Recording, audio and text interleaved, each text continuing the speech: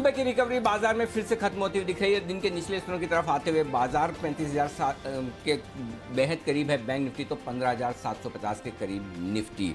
आखिरी 1.5 घंटे में बाजार कुछ रिकवर हो पाएंगे या रहेंगे कमजोर, और क्या रहेगा आपके लिए कल का एक्शन, इस पर रहेगा खास फोकस। स्वागत है आप सबका फाइनल ट्रेड में। नमस्कार, मैं हूं अनिल सिंघवी। और नमस्कार, मैं हूं दीपांशु भंडारी। और अनिल जी, कई सारी बातों पर आपकी चर्चा करनी है, इस समय की बड़ी बातें भी जाननी है सर। उससे पहले कुछ खबर आती हुई दिख रही है अदानी एंटरप्राइजेज और अदानी ग्रुप के एक्चुअली स्टॉक्स। वित्त राज्य मंत्री का सदन में ये बयान है, तो ऑफिशियली ये आते हुए दिख रहा है कि अदानी ग्रुप की कुछ कंपनीज पर आप देख रहे हैं कि सेबी की जांच चल रही है कुछ प्रोसीजर्स को लेकर। तो ये खबर आ रही है, रेगुलेशन और कंप्लायंस को लेकर सेबी कर रही है जांच। अदानी ग्रुप स्टॉक्स पर, अदानी ग्रुप की कुछ कंपनियों पर ये जांच चल रही है। ये बयान आते हुए दिखा है वित्त राज्य मंत्री का सदन में। तो ये एक डेवलपमेंट आते हुए दिख रहा है इस समय। अदानी ग्रुप स्टॉक्स को लेकर थोड़ा दबाव में भी है। अदानी एंटरप्राइजेस देखिए 4% नीचे आ रहा है। बाकी अदानी ग्रुप स्टॉक्स पर भी अगर आप नजर डालेंगे तो वहां पर भी आपको थोड़ा दबाव दिखेगा। तो ये एक बड़ी खबर आती हुई दिख रही है सर। अदानी ग्रुप को लेकर जांच चल रही है, जो वित्त राज्य मंत्री ने कहा है। वित्त मंत्री का है, जूनियर फाइनेंस मिनिस्टर एक तरह से कह सकते हैं, उनका बयान है। कैसे देखें इस खबर को सर?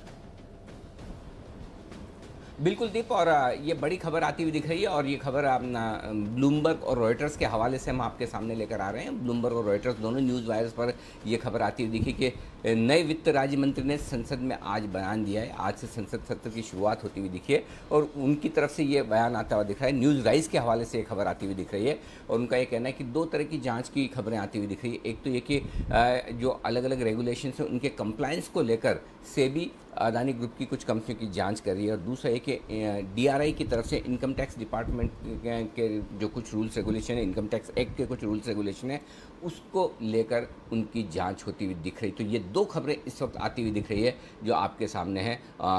इस वक्त अदानी ग्रुप को लेकर आती हुई दिखी। हालांकि किसी कंपनी का नाम मेंशन नहीं है, लेकिन ग्रुप के बारे में कहा गया है कि अदानी ग्रुप को लेकर ये खबरें आती हुई दिख रही। तो ये बड़ी खबर इस वक्त की आपकी स्क्रीन पर आती हुई दिख रही है। और अदानी ग्रुप के स्टॉक्स आप देख सकते हैं इन्हीं खबरों के दम पर काफ़ी हद तक एक्शन में आते हुए दिख रहे हैं। कमजोरी की तरफ, वैसे भी आज बाजार का मूड माहौल कमज़ोर है और ऐसे में ये खराब खबर जाहिर सी बात है प्रेशर बनाने वाली आपको नजर आएगी। तो देख सकते हैं आप 4% के आसपास, 3.5% अदानी एंटरप्राइजेज नीचे हैं, 3% के आसपास अदानी पोर्ट नीचे है। तो ये इस वक्त की बड़ी खबर आती हुई दिख रही है। और खबर ये है जो वित्त राज्य मंत्री के हवाले से आती हुई दिख रही है, जिन्हें English news agencies junior finance minister कह रहे हैं, उनकी तरफ से ये बयान आता हुआ दिखा है। वित्त राज्य मंत्री ने ये कहा है कि सेबी अदानी ग्रुप की कुछ कंपनियों की जांच कर रही है और साथ ही इनकम टैक्स से रिलेटेड भी कुछ कंपनियों के कुछ ट्रांजेक्शन की जांच की खबर आती हुई दिख रही है। ये है बड़ी खबर। दीप, कुछ और डिटेल्स हैं इस बारे में और क्या कुछ खबर आ रही, जरा देखिए एक बार।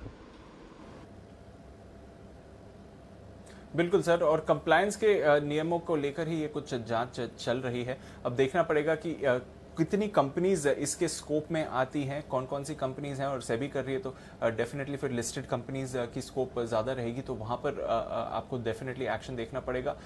स्टॉक्स रिएक्ट कर रहे हैं सर, बट 2.5 से 3% की गिरावट लगभग सभी अदानी ग्रुप स्टॉक्स पर आती हुई दिख रही है। बट फिलहाल यही है कि रेगुलेशन के कंप्लायंस को लेकर सेबी ये जांच कर रही है अदानी ग्रुप काउंटर्स पर, जो फिलहाल इस समय खबर आती हुई दिख रही है। तो इस बड़ी खबर पर तो सर हमारी नजर बनी रहेगी और अदानी ग्रुप स्टॉक्स पर हमारे एक्सपर्ट्स की राय भी लेंगे। पर बताएं सर, आने वाले 1.5 घंटे के लिए इस समय बड़ी बातें क्या दिख रही हैं? थोड़ा प्रेशर बाजार में जरूर आते हुए दिखा है जब से यूरोप खुला है सर।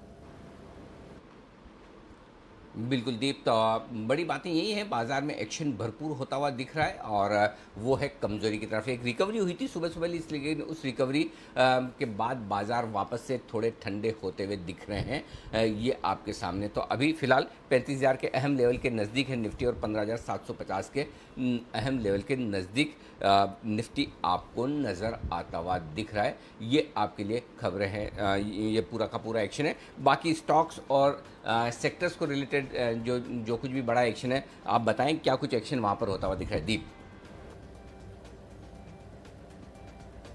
बिल्कुल सर, तो एक बार जरा बाजार का मूड माहौल देख लेते हैं। शुरुआत कमजोरी के साथ हुई थी, एक गैप डाउन स्टार्टिंग होती हुई दिखी थी बाजार की, उसके बाद स्टेबल हो गए थे।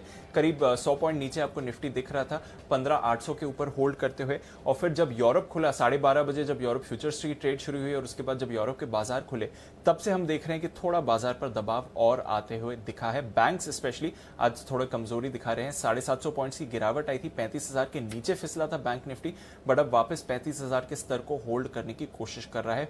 फाइनेंशियल से ही सबसे ज्यादा आपको कमजोरी दिख रही है और जो दो बड़े अर्निंग्स रिएक्शंस हैं वहां पर आप नजर रखिए। एचडीएफसी बैंक और एल&टी फाइनेंस दोनों ही नतीजों पर रिएक्ट कर रहे हैं। एचडीएफसी बैंक 3.5% नीचे है और एल&टी फाइनेंस 4.5% नीचे आपको ट्रेड करते हुए दिख रहा है, जिससे थोड़ा प्रेशर और बन रहा है। इसके साथ ही एचडीएफसी एएमसी पर इस समय दबाव बनते हुए दिख रहा है, नजर रखिए उस काउंटर पर। एमएनएम फाइनेंशियल, ये भी कमजोरी है नतीजों से पहले। निपॉन लाइफ 3% नीचे है। इंडसइंड बैंक, एचडीएफसी लिमिटेड, यहां पर भी आपको कमजोरी आती हुई दिख रही है। तो ज्यादातर बैंक्स और फाइनेंशियल्स हैं जहां पर आपको दबाव इस समय बनते हुए दिख रहा है। दूसरी तरफ ओएमसी से आपको सपोर्ट आते हुए दिख रहा है, सुबह से ही एक्टिव है। एचपीसीएल स्पेशली, क्योंकि टाटा पावर के साथ तो करार है, टाटा पावर पर भी रखिए नजर। बीपीसीएल में अच्छी तेजी बन रही है सुबह से। थोड़ी एग्री रिलेटेड स्टॉक्स भी एक्शन में है। एग्रो केमिकल्स में देखिए पीआई इंडस्ट्रीज में एक बड़ी तेजी आती हुई दिख रही है, वो काउंटर भी फोकस रखिए। एल&टी ऑर्डर विन की खबर आई है, ये भी फोकस में है। और मिड कैप स्मॉल कैप्स में तो जबरदस्त एक्शन बनते हुए दिख ही रहा है। अभी थोड़ी देर पहले आईईएक्स में एक बड़ा उछाल आते हुए दिखा था, वो स्टॉक भी है हमारे रेडार पर। तो आइए इन सभी स्टॉक्स पर करेंगे चर्चा, जहां पर दबाव है, जहां पर तेजी का माहौल है और बाजार पर क्या रणनीति बनानी है, इस पर भी अनिल जी की डेटा रीडिंग जानेंगे। उससे पहले आने वाले दिनों के लिए कौन से अहम इवेंट्स हैं उस पर एक बार नजर डाल देते हैं और साथ ही आज के खबरों वाले शेयर्स के बारे में भी जान लेते हैं। मानसी हमारे साथ तैयार है। मानसी, गुड आफ्टरनून, बताएं कौन से इवेंट्स पर है बाजार की नजर। Good afternoon Deepanshu. रिजल्ट से शुरुआत करूंगी। एक तो एचसीएल टेक और साथ ही एचडीएफसी लाइफ निफ्टी में, तो एसीसी और निपॉन लाइफ एएमसी वायदा बाजार में अपने नंबर्स आज पेश करेंगे। ट्रिगर, सुप्रीम कोर्ट में एजीआर मामले की सुनवाई पर फोकस है। 2 एजीएम होने वाली। एचडीएफसी लाइफ की ईजीएम 3 बजे और एलआईसी हाउसिंग फाइनेंस की ईजीएम होने जा रही है, जिस पर हमारी नजर होगी। कल नतीजों के लिहाज से निफ्टी में बजाज फाइनेंस और एशियन पेंट्स के नंबर्स, वहीं वायदा बाजार में आईसीआईसीआई प्रूडेंशियल के नंबर्स पर फोकस है। कल सिंगापुर के बाजार बंद रहने वाले हैं। तत्व चिंतन फार्मा का आईपीओ कल बंद होगा। प्राइस बैंड जिसका 173 से 183 रुपए प्रति शेयर तय किया गया है। वहीं दीपक नाइट्राइट और डॉक्टर लाल पैथ लैब्स कल एक्स डिविडेंड ट्रेड होते हुए दिखेंगे। 21 जुलाई के दिन यानी बुधवार को निफ्टी में बजाज फिनसर्व, वायदा बाजार में हैवेल्स और जुबिलियंट फूड के नंबर्स पर नजर रहेगी। इस दिन ईद के मौके पर भारतीय बाजार और बैंक बंद रहेंगे। वहीं शक्ति पंप्स नतीजों के साथ 1000 करोड़ जुटाने पर एक फैसला होगा।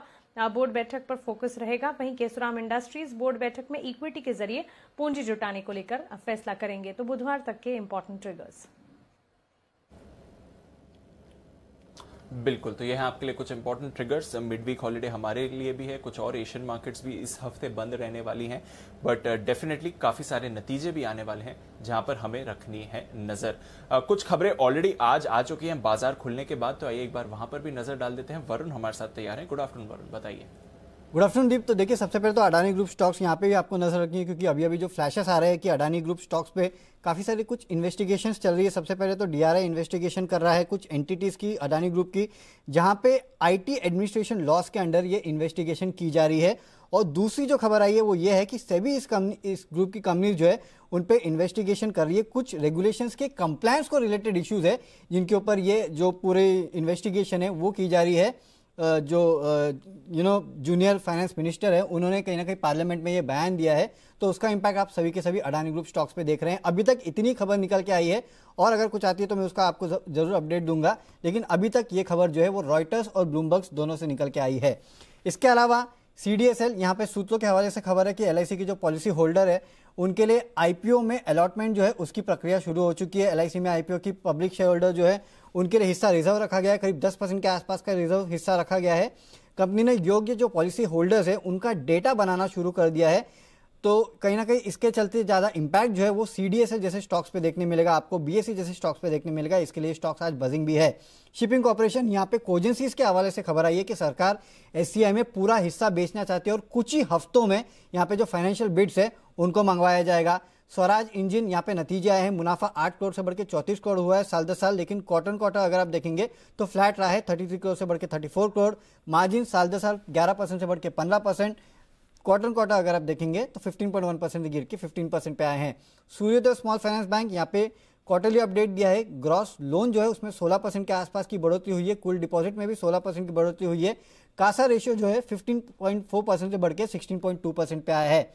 मारुति और बैंक ऑफ महाराष्ट्र यहाँ पे दोनों ही कंपनियों ने करार किया है, डीलर फाइनेंसिंग के लिए करार किया गया है। डेल्टा कॉर्प इस कंपनी ने अपडेट दिया है कि गोवा में जो कसिनोज है 26 जुलाई तक बंद रहने वाले हैं, क्योंकि गोवा ने अपना लॉकडाउन बढ़ा दिया है।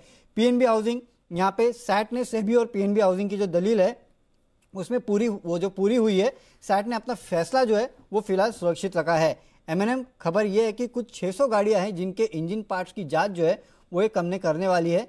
कुछ फ्यूल में प्रॉब्लम की वजह से ये जांच की जा रही है। एल&टी कंस्ट्रक्शन को ऑर्डर मिला है 1000 से 2500 करोड़ के आसपास का। इसके अलावा वीनस रेमेडीज में प्रमोटर्स ने अपना जितना गिरवी रखा हिस्सा था उसको पूरा छुड़ा लिया है। एलआईसी ने कहीं स्टॉक्स बेचे, कहीं खरीदे हैं। बजाज ऑटो में एलआईसी ने हिस्सा बढ़ाया है 7.95% से बढ़ के 8.33। एसबीआई लाइफ ने भी हिस्सा बढ़ाया है, एसबीआई म्यूचुअल फंड ने। हेवर्स में एलआईसी ने हिस्सा जो है घटाया है 4.86% से घटकर 4.17%।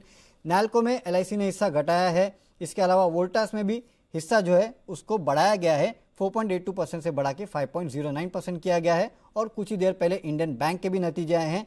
एनआईए जो है 3,994 करोड़ पे आया है, जबकि पिछले साल इसी क्वार्टर में 3,874 करोड़ पे था।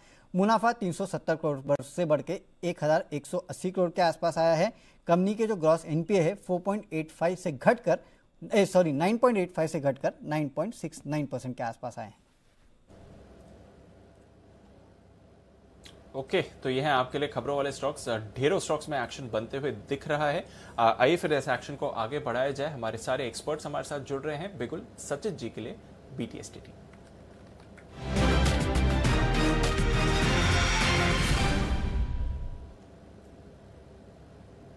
गुड आफ्टरनून सचित जी, बताएं sir. Good afternoon Deepanshu, good afternoon Anil ji. Deepanshu, यहाँ पर बीटीएसटी के ट्रिगर के लिए बाइंग करनी है अभी पावर ग्रिड इस पर्टिकुलर काउंटर में। कल के सत्र में एक काफ़ी क्लासिकल ब्रेकआउट हुआ था, एक 15 दिन का कंसोलिडेशन यहाँ पर ब्रेक हुआ था अराउंड 232 लेवल के आसपास, एंड उसके बाद काफ़ी स्ट्रॉन्ग मोमेंटम देखा गया था इंट्राडे के चार्ट पे। सो जिस तरीके से वापस इसमें एक ओपनिंग हुई है एंड जिस तरीके से इसने जो 232 का लेवल है वो अच्छी तरह होल्ड किया है, तो मुझे लग रहा है आगे जाके थोड़ा सा फॉलो थ्रू एक्शन यहाँ पर अभी भी पेंडिंग है। तो 238 के टारगेट के लिए मैं ये रिकमेंडेशन दे रहा हूँ। लगभग 234 के आसपास इसका फ्यूचर्स अभी फिलहाल ट्रेड कर रहे हैं। स्टॉप लॉस आपको लगाना है अराउंड 232.50 का, and target on the upside होगा अराउंड 238 का। खरीदारी करनी है पावर ग्रिड में। तो पावर ग्रिड में खरीदारी करने की राय। बाजार की कमजोरी के बावजूद स्टॉक मजबूती के साथ ट्रेड करता हुआ इस वक्त आपके सामने ये है स्टॉक आपके लिए मजबूती वाला। 232.50 का आप लगाइएगा स्टॉप लॉस, और ऊपर की तरफ के टारगेट 238 के बनते हुए दिखेंगे। आइए अगला बिगुल वागले साहब के लिए, वागले का वंडर।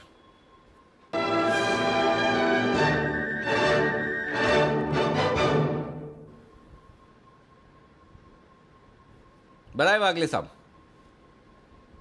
आफ्टरनून अनिल जी, आफ्टरनून दीपांशु। मुझे बेचना है श्रीराम ट्रांसपोर्ट फाइनेंस। ये मॉर्निंग से वीक है, ऑलरेडी ये लगभग एक 3.5% डाउन है, और मुझे लगता है आज और कल में, ये आज के लिए ही कॉल नहीं है, ये आज और कल में मुझे लगता है 1350 तक नीचे जा सकता है। 50 रुपए की मूव मुझे नीचे दिख रही है। 1404.5 के लेवल पे हमने बात की थी, यहाँ पर बेचे। बाउंस बैक होगा तो भी 1410 के ऊपर मुझे नहीं लगता होगा। 1421 का मेरा स्टॉप लॉस होगा, और 1350 का मेरा टारगेट आज और कल तक का है। तो एक 17-18 रुपए की रिस्क होगी, और ऑन द डाउन साइड 50 रुपए का रिवॉर्ड होगा। ओके, तो ये है आपके लिए श्रीराम ट्रांसपोर्ट में बिकवाली करने की राय आपके लिए आती हुई दिख रही है इस वक्त। आइए बढ़ते आगे और कुछ और स्टॉक्स जहाँ वहाँ पर राय लें उससे पहले बाजार पर भी एक व्यू ले लिया जाए। आशु सर हमारे साथ है। आशु सर, कोई स्प्रेड स्ट्रेटेजी आपकी इस वक्त निफ्टी पर या बैंक निफ्टी पर? अनिल जी, स्टॉक पर है स्प्रेड स्ट्रेटजी, निफ्टी और बैंक निफ्टी पे नहीं है। अनिल जी एक्चुअली क्या है कि रेंज वही है 15,600 15,900 और निफ्टी की कोई बड़ी डिसअपॉइंटमेंट नहीं है अनिल जी। देखिए 15,600 से अभी भी बहुत ऊपर है। डिसअपॉइंटमेंट सिर्फ उस चीज की होती है कि जब हम 16,000 की बहुत एक्सपेक्टेशन लगाते हैं और वो शायद बीटीएसटीज हो जाती हैं कुछ, तो उसके चलते जैसे आप कहते हैं ना, ऊपर से देखेंगे तो कैसा लगेगा और नीचे से देखेंगे तो कैसा लगेगा, तो उसी चीज की एनर्जी डिसअपॉइंटमेंट है। अदरवाइज मार्केट 15,600 और 16,000 की रेंज में है। It is only when we start expecting और वो एक इजी ट्रेड दिखता है कि अब तो 16,000 जाएगा, उतनी डिसअपॉइंटमेंट है, बट अनिल जी रेंज बनी हुई है। अनिल जी पुराने स्प्रेड्स सारे चल रहे हैं, मैं सिर्फ ज्यादा नहीं अपडेट दूंगा। 2 अपडेट बहुत इंपॉर्टेंट है अनिल जी। एक नैल्को का, अनिल जी नैल्को के स्प्रेड में जैकपॉट हिट कर गया है। 80 रुपए और 90 रुपए की अनिल जी कॉल का बुल स्प्रेड बना था 1:2। 1 रुपए में 17,000 रुपए अनिल जी मैंने कहा था लगे हैं, इसमें जैकपॉट लग सकता है, बहुत बड़ा लग सकता है। बट अनिल जी आज इस वक्त भी 50,000 रुपए पर लॉट में एक प्रॉफिट आ रहा है। एक स्प्रेड में अनिल जी 50,000 का नैल्को में प्रॉफिट आ रहा है, जिसका मैं वैसे भी बोलता था कि डिलीवरी उठा के रख लीजिए, जब भी ये बैन से आएगा ये बिल्कुल रॉकेट हो जाएगा। तो अनिल जी नैल्को में बहुत बड़ा स्प्रेड प्रॉफिट आया है। बाकी अनिल जी सब स्प्रेड प्रॉफिट में है। DLF, Tata motor, Tata power particularly, sorry Tata power, state bank of India, सब प्रॉफिट में एक्सेप्ट टाटा मोटर। और अनिल जी टाटा मोटर के लिए मैं कैविट बोल सकता हूं कि वो स्प्रेड लॉस में ही मुझे लगता रहेगा, काट लेना चाहिए, क्योंकि अनिल जी असूल ये कहता है जो डिसिप्लिन है कि लॉस को कभी एवरेज आउट नहीं करना चाहिए। और टाटा मोटर इस मंथ का एक्सीडेंट है, और जो भी लोग ट्रैप्ड है अनिल जी, मेरे हिसाब से, जब मैं हमेशा बोलता हूं एक्सपायरी एक्सीडेंट, उसमें एग्जिट नहीं मिलेगा। एक नया बुल स्प्रेड है अनिल जी एक स्टॉक का, अगर आप कहें तो मैं वो एक नया स्प्रेड है एक मेटल स्टॉक का, वो मैं देना चाहता हूं। जी हाँ, प्लीज बिल्कुल बताएं। आशु सर के लिए बिगुल सिंह के सुल्तान आशु मदान।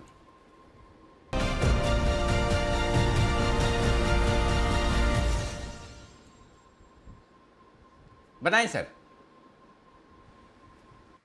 अनिल जी जेएसडब्ल्यू स्टील के रिजल्ट आने हैं 23 तारीख को, और उससे पहले मुझे लगता है कि इसमें एक ट्रैक्शन बन सकता है। लेकिन अनिल जी ट्रेड बिल्कुल ऑप्शन के थ्रू लेना है। 700 रुपए की एक कॉल लेनी है जिनका भाव चल रहा है अनिल जी 19 रुपए के करीब, और 740 की 2 बेचनी है जिसका भाव चल रहा है इस वक्त 6.5-7 रुपए के, 6.5 रुपए के करीब। अनिल जी ये स्प्रेड जो बनेगा ये आपका सिर्फ 8 रुपए में बनेगा, सिर्फ 8 रुपए में। 700 रुपए की जेएसडब्ल्यू की एक कॉल लेनी है जिसका भाव 19-20 रुपए है, और दूसरी बेचनी है जिसका भाव 6.5-7 रुपए है। ये अनिल जी स्प्रेड बनेगा सिर्फ 7.5-8 रुपए में। आशु सर एक मिनट आपको रोकना होगा इस बीच। एक मिनट में वापस आपके पास आ रहा हूँ। एचडीएफसी लाइफ के नतीजे आ गए हैं, एक बार जल्दी से हम नतीजे हमारे दर्शकों के सामने रखते हैं। मुनाफा 450 करोड़ से घटकर 300 करोड़ आया है। हमारा अनुमान 310 करोड़ के आसपास का था, तो मुनाफे में कमी आई है, और अनुमान से भी हल्का सा कम।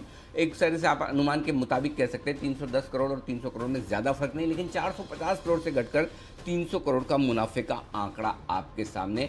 ये है एचडीएफसी लाइफ के मुनाफे का आंकड़ा, और बाकी डिटेल्स भी आपके सामने जल्दी से आती हुई दिखेगी। लेकिन फिलहाल नतीजे जो आए वो थोड़ी सी कमजोरी की तरफ दिख रहे हैं, और स्टॉक है 2.5% नीचे। कुणाल जी जल्दी से एचडीएफसी लाइफ के चार्ट्स देखकर अपनी राय दें, और नेट प्रीमियम इनकम जरूर बढ़कर आई, साल दर साल 31% बढ़ी है, लेकिन देखना होगा मुनाफे में कमी आई, उसकी वजह क्या है। लेकिन स्टॉक नीचे है, बाजार के मूड के साथ भी देख लेते हैं क्या कुछ लेवल्स इंपॉर्टेंट है। बताएं कुणाल जी। अनिल जी 680 के आसपास बड़ा सहारा है शेयर को, 680 के नीचे जाएगा तभी कोई परेशानी है। मुझे लगता है कि 680 अगर होल्ड कर जाता है तो आपको एक पुल बैक देखने को मिलेगा, वापस से 692 भी स्टॉक जा सकता है। 680 के नीचे जाने पर जिन्होंने लॉन्ग बना रखा है और सिर्फ रिजल्ट्स के लिए बनाया था उनको एग्जिट करना चाहिए, अन्यथा बने रहने की मेरी राय है। मुझे लगता है स्टॉक में आपको एक रिकवरी आते हुए दिखे।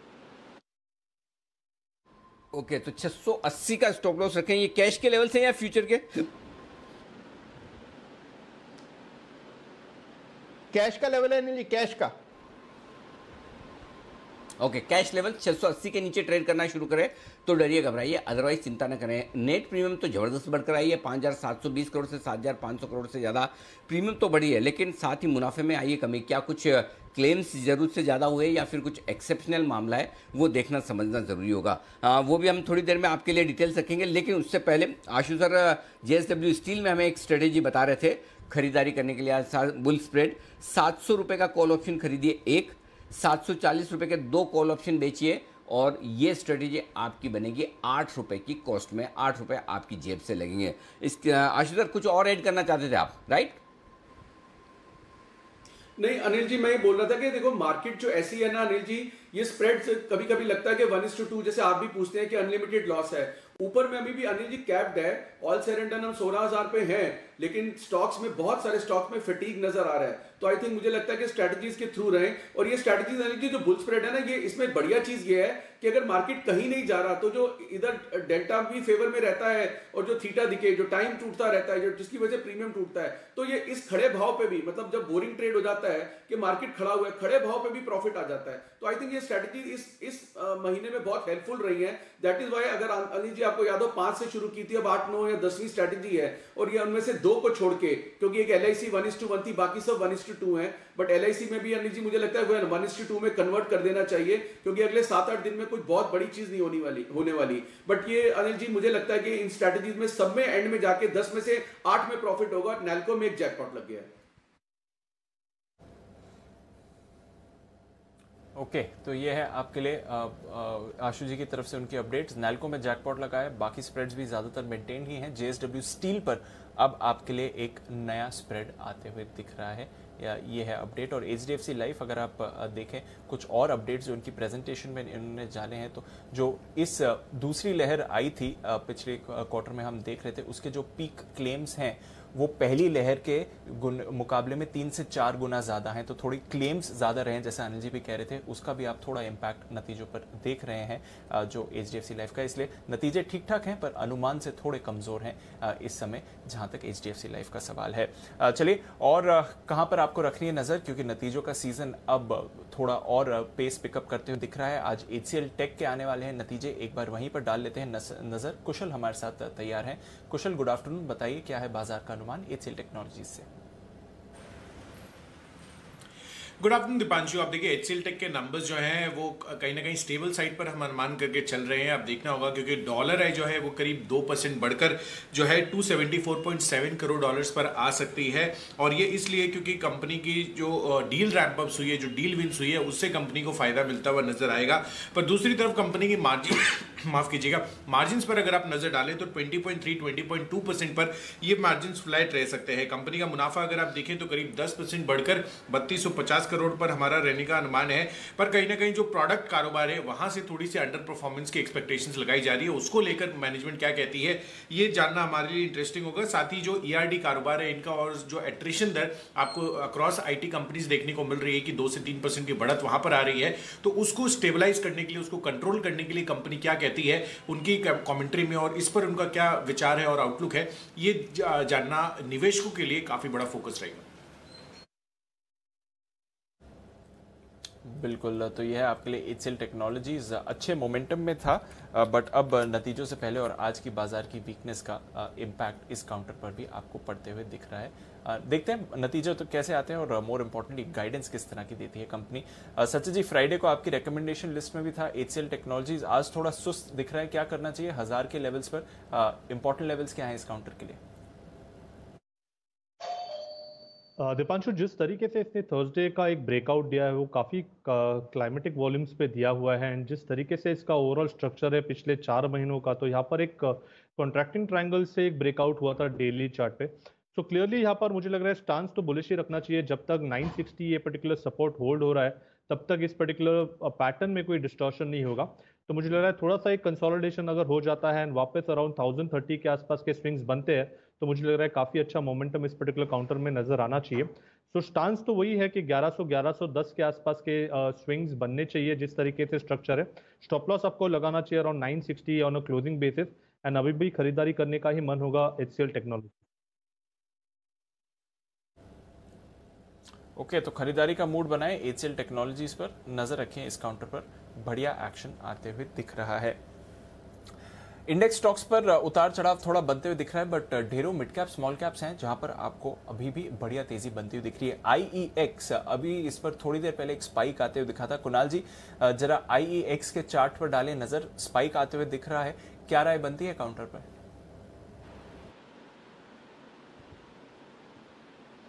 देखिए, बहुत पॉजिटिव राय है दीपांशु। मैंने और राकेश जी ने अभी हाल ही में इसमें खरीदारी की राय दी, उसके बाद स्टॉक में हमने एक रैली बनते हुए देखी है। एक ब्रेकआउट आज के ट्रेड में आता हुआ दिख रहा है, 420 के ऊपर शेयर निकला है, और जितने भी प्लेटफॉर्म बिजनेसेस हैं सब में आपको और ऊपर के लेवल्स देखने को मिलेंगे।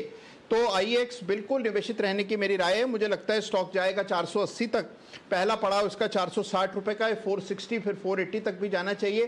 तो जिनके पास है बने रहें, 420 रुपए पर स्टॉप लॉस रख लें, और पहला टारगेट 460 का। ओके, तो अब 420 हो जाएगा आपका स्टॉप लॉस, और 460 के टारगेट्स पर रखिए नजर। IEX यहां पर एक स्पाइक आते हुए दिख रहा है। पीआई इंडस्ट्रीज, इस पर भी अच्छी मूव आ रही है। सुबह भी थोड़ा बजिंग था बट उसके बाद स्टेडीली इस काउंटर में तेजी आई है और अभी डेज हाई पर ट्रेड करते हुए दिख रहा है 4.5% की तेजी के साथ। Kiran ji, good afternoon. Pi industries के चार्ट में देखिए सर क्या चल रहा है यहाँ पर। दीप, वेरी गुड आफ्टरनून। अनिल जी, वेरी गुड आफ्टरनून। देखिए, पीआई इंडस्ट्रीज में ब्रेकआउट बिल्कुल देखने को मिला है 3010 3020 के आसपास, और उधर से वो 3120 तक चला गया। अभी रिस्क टू रिवॉर्ड रेशो में नहीं है, इसलिए फ्रेश पोजीशंस ऐड करने की सलाह नहीं होगी। पर जिन्होंने बाय किया हुआ है उनके लिए स्टॉप लॉस अभी 3040 का रख के लॉन्ग पोजीशंस रखने चाहिए। जिस तरीके से ट्रायंगुलर पैटर्न का ब्रेकआउट है, मेरा मानना है कि और लगभग 80 से 100 रुपए की और अपमूव बिल्कुल बाकी है इस स्टॉक में। ओके, तो 80 से 100 रुपए की मूव अभी भी बाकी है इस काउंटर में। फ्रेश व्यू मत ले, थोड़ा डिप आने दें, बट डेफिनेटली अच्छे एक्शन में है पीआई इंडस्ट्रीज। सुमित जी भी हमारे साथ हैं। Sumit ji, India bulls realty, आपने पहले भी इसके बारे में बात करी, राकेश जी, कुणाल जी को पसंद आया, अनिल जी भी कुछ समय पहले इसके बारे में बात कर चुके हैं। एक और स्पाइक आते हुए दिख रहा है 6.5% का। क्या राय है इंडिया बुल्स रियल्टी पर? दीपांशु, सेम व्यू है, पोजीशन होल्ड करके चलने का सलाह रहेगा। इंडिया बुल रियल एस्टेट के अंदर तेजी का व्यू लेके होल्ड करे। स्टॉक के अंदर ब्रेकआउट है, स्टॉक हायर आए हायर लो फॉर्मेशन में है। मेरे को लग रहा है 150 के ऊपर सस्टेन करने पे 170 से 180 रुपए तक का मूव इमीडिएटली शॉर्ट टर्म में देखने को मिलेगा, और लॉन्गर टर्म टाइम होराइजन में 200 प्लस के level India bull real estate के अंदर देखने को मिल सकते हैं। तो पोजीशन होल्ड करके चलने का सलाह रहेगा। 170 180 इमीडिएट टारगेट होंगे स्टॉक के। ओके, तो 170 180 के टारगेट के लिए इंडिया बुल्स रियल एस्टेट यहां पर आप करके चल सकते हैं खरीदारी। जबरदस्त उछाल इस पर आते हुए दिख रहा है। यूजुअल फेवरेट्स जो हैं बाजार के, वहीं पर आपको अच्छी परफॉर्मेंस दिख रही है। जहां तक ब्रॉडर मार्केट्स का भी सवाल है, बीएसई 15% ऊपर, सीडीएसएल आज सर्किट फिल्टर का रिवीजन हुआ है 20 से 10%, पर स्टॉक में तेजी बरकरार है 6.5% ऊपर। ये काउंटर भी आपको आते हुए दिख रहा है। और एंजल ब्रोकिंग जो काफी तेजी में रहा है, अभी भी 5.5% ऊपर ही है। तो नजर रखिए, मार्केट से जुड़े इन सभी स्टॉक्स पर आपको तेजी आ रही है। और आईईएक्स जिसकी हम बात कर रहे थे, वहां पर भी आपको 5.5% का उछाल आते हुए दिख रहा है। आइए, टाटा पावर यहां पर एक्शन बनते हुए दिख रहा है। सुबह से ही फोकस में है लिंक, और कुछ खबरें भी आई हैं जहां पर आप देख रहे हैं कि स्टॉक पर तेजी बनी है। आइए जानते हैं कुशल के साथ क्या चल रहा है टाटा पावर में। कुशल, बताइए। देखिए Deepanshu, electric vehicle charging stations और इंफ्रास्ट्रक्चर को लेकर टाटा पावर, बीएचईएल जैसी कंपनियां लगातार फोकस में बनी हुई है, और अब टाटा पावर के लिए एक अच्छा अपडेट जो है आता हुआ नजर आ रहा है। दरअसल इन्होंने एचपीसीएल जो कि एक ओएमसी है, उनके साथ इन्होंने करार कर लिया है। इनके जितने भी रिटेल आउटलेट्स हैं पूरे भारतवर्ष में, जो पेट्रोल पंप्स हैं, वहां पर ये अपनी ईवी चार्जिंग स्टेशंस लगाने वाले हैं टाटा पावर। इनफैक्ट यहाँ पर अगर आप कुल आउटलेट्स की बात करें तो एचपीसीएल के पास करीब 18,000 जो है पूरे देश भर में रिटेल आउटलेट्स हैं, और यहाँ पर टाटा पावर अगर अपने अब कितने ये रिटेल आउटलेट्स में अपने ईवी चार्जिंग स्टेशन लगाते हैं, इस पर कंपनियों की अभी भी जानकारी नहीं आई है, और कितनी स्पीड से लगाते हैं। पर कहीं ना कहीं जिस तरह की सरकार की लगातार ईवी को लेकर फोकस में बने हुए हैं, चाहे आप राज्य सरकारों की बात करें, गुजरात की बात करें, महाराष्ट्र ने भी अपना ड्राफ्ट ईवी पॉलिसी अभी लॉन्च किया था, तो इन सब जो माहौल अभी बनता हुआ नजर आ रहा है इलेक्ट्रिक व्हीकल्स के लिए, ईवी चार्जिंग इंफ्रास्ट्रक्चर बहुत तेजी से बढ़ने की एक्सपेक्टेशंस लगाई जा रही है। मौजूदा स्थिति में अगर आप देखें तो 100 से ज्यादा शहरों में टाटा पावर के ऑलरेडी 500 प्लस जो है आपको ज्यादा पब्लिक चार्जिंग स्टेशंस जो है आपको देखने को मिलेंगे अभी। और जिस तरह का करार इन्होंने एचपीसीएल के साथ किया है, डेफिनेटली इनके लिए काफी बड़ा बूस्ट हो सकता है ईवी चार्जिंग इंफ्रास्ट्रक्चर स्पेस में। बिल्कुल, तो एक बड़ी अपॉर्चुनिटी बन सकती है ईवी चार्जिंग इंफ्रास्ट्रक्चर स्पेस को लेकर, और यहाँ पर आप देख रहे हैं बढ़िया एक्शन है। आशु जी, आपका स्प्रेड भी है टाटा पावर पर कोई अगर डिलीवरी लेकर ट्रेड करना चाहे तो वो भी रेकमेंड करेंगे। स्टॉक वैसे एक जोन में अटका हुआ है कुछ समय से, बट क्या यहाँ से और मूव आते हुए देखते हैं सर?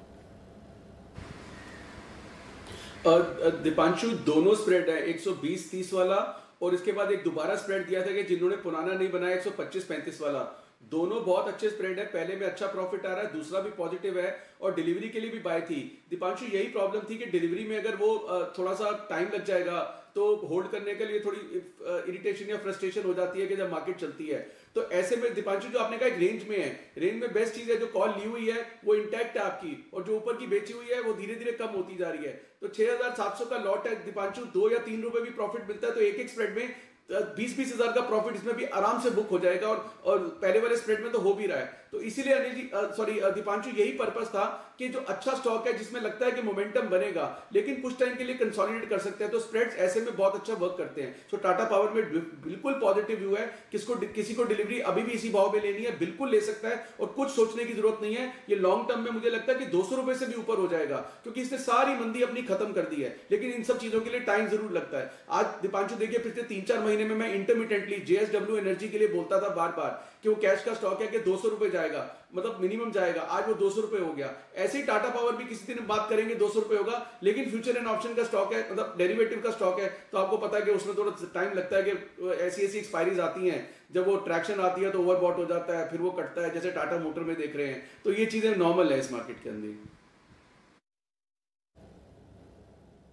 आपके लिए राय टाटा पावर पर स्ट्रॉन्ग बाय कॉल है आशु सर की तरफ से, लेकिन डिलीवरी के लिहाज से इसमें कोई डाउट नहीं। आइए वक्त है सेठी साहब से मुलाकात करने का, सदाबहार सेठी साहब की शॉर्ट टर्म पिक्स।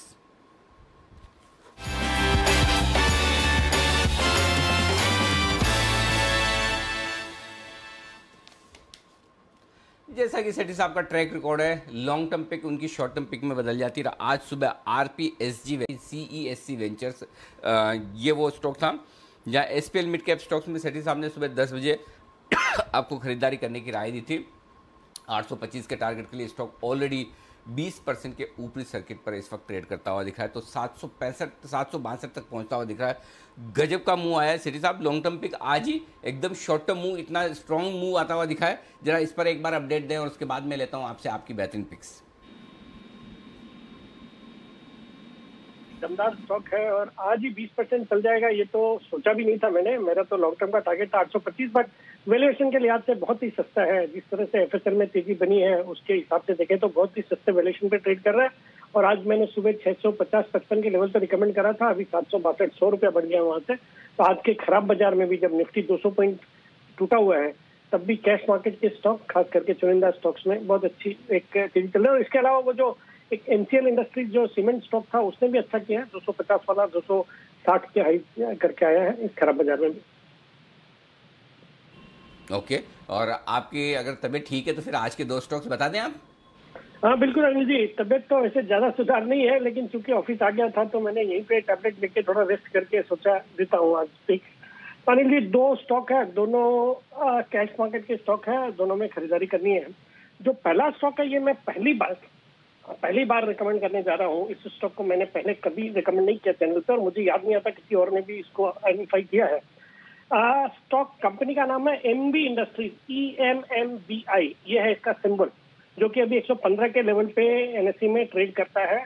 एक स्मॉल कैप आइडिया है, 200 करोड़ का सिर्फ मार्केट कैप है, लेकिन ये कंपनी करती है एग्री सेक्टर में पैकेजिंग का काम करती है। वो भी एक होमोपॉलीमर बैग ये बनाती है जो कि इन्वायरमेंट फ्रेंडली और रिसाइक्लेबल पैकेजिंग का काम करती है और B2B और B2C दोनों सेगमेंट को कैटर करती है। इनका एक अवना करके ब्रांड है जो कि रिटेल सेगमेंट में काफी पॉपुलर है। फिर इतना ही नहीं, ये कंपनी वाटर कंजर्वेशन सिस्टम भी करती है जो कि एक अफोर्डेबल और इन्वायरमेंट फ्रेंडली एक उपचार है वाटर को कंजर्व करने का। वहां पे ट्रिमेंडस ग्रोथ अपॉर्चुनिटी नजर आ रही है। कंपनी एक फंडामेंटल भी अच्छे, और हाल ही में इन्होंने सयाजी शिंदे का नाम आपने सुना ही होगा, वो ज्यादा पॉपुलर हुए शूल मूवी में बच्चू यादव का जो किरदार निभाया था, वो इस कंपनी के ब्रांड एम्बेसडर है। तो कंपनी बहुत अच्छा कर सकती है आने वाले क्वार्टर्स, आने वाले सालों में। इसमें खरीदारी करने की तरह मेरा इसमें शॉर्ट टर्म में ही टारगेट है 135 रुपए का, स्टॉप लॉस रखना 105। ओके, तो ये एक बेहतरीन और नई रिकमेंडेशन सेठी साहब की तरफ से आती हुई दिख रही है। MB इंडस्ट्रीज पैकेजिंग के कारोबार की यह है कंपनी और यहाँ पर खरीदारी करने की राय है सेठी साहब की तरफ से। टारगेट है 105 का स्टॉप लॉस और 135 के बड़े टारगेट के लिए करनी है आपको खरीदारी।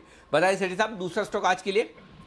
दूसरा स्टॉक जैसे मैं सुबह भी बोल रहा था अनिल जी, मेरा सीमेंट सेक्टर पे फोकस है और खास करके मिड कैप सीमेंट स्टॉक्स जो कि अभी 2-3 नतीजे भी आए। जैसे सुबह जब मैंने NCL इंडस्ट्रीज को रिकमेंड करा था तब भी बोला था कि अंजनी पोर्टलैंड सीमेंट और मंगलम सीमेंट के नतीजे बहुत ही अच्छे आए हैं और इस वीक में अल्ट्राटेक सीमेंट के भी नतीजे आने वाले हैं। तो ये सेक्टर पूरा फोकस में लगता है। और यहाँ से मैंने एक मेरा पसंदीदा स्टॉक जो कि मैंने पहले तो 50-55 के लेवल पर रिकमेंड किया हुआ है, ओरिएंट सीमेंट, जो कि अभी 149-150 के आसपास ट्रेड हो रहा है।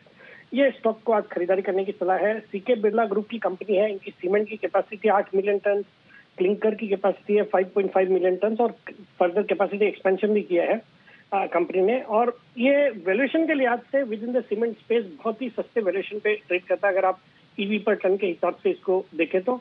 बाकी कंपनी का फोकस रहा है पिछले कुछ सालों में अपने डेट को कम करने का, जहां FY20 में 1.02 डेट इक्विटी रेशियो था वो कम करके FY21 में 0.6 हो गया है। और बाजार के दिग्गज निवेशक राकेश झुंझुनवाला जी इसमें अराउंड 1.22% स्टेक ओन करते हैं। मार्च क्वार्टर में रोबस्ट नतीजे थे, 99 करोड़ का प्रॉफिट था जो कि पिछले साल इसी क्वार्टर में सिर्फ 44 करोड़ का था।